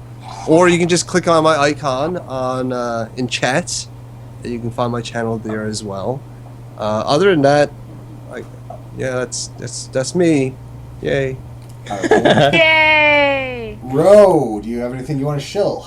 I have nothing right now, man. I'm not chilling. No shilling. No shilling there. Absolutely no shilling. No shilling. Chilling like a villain? He Uh, will. yeah. He will eventually have something to shill. Oh, no, hold on. If you want to spam him with stuff because he loves to get spammed, you can spam him yes. at ROEVEM. VRM. Put that tag. Yeah, I the fucking end- hate you guys. Every tweet you make, tag him in it. I agree. If it's about your lunch, tag him in it. If it's Yeah. about politics, tag him in it.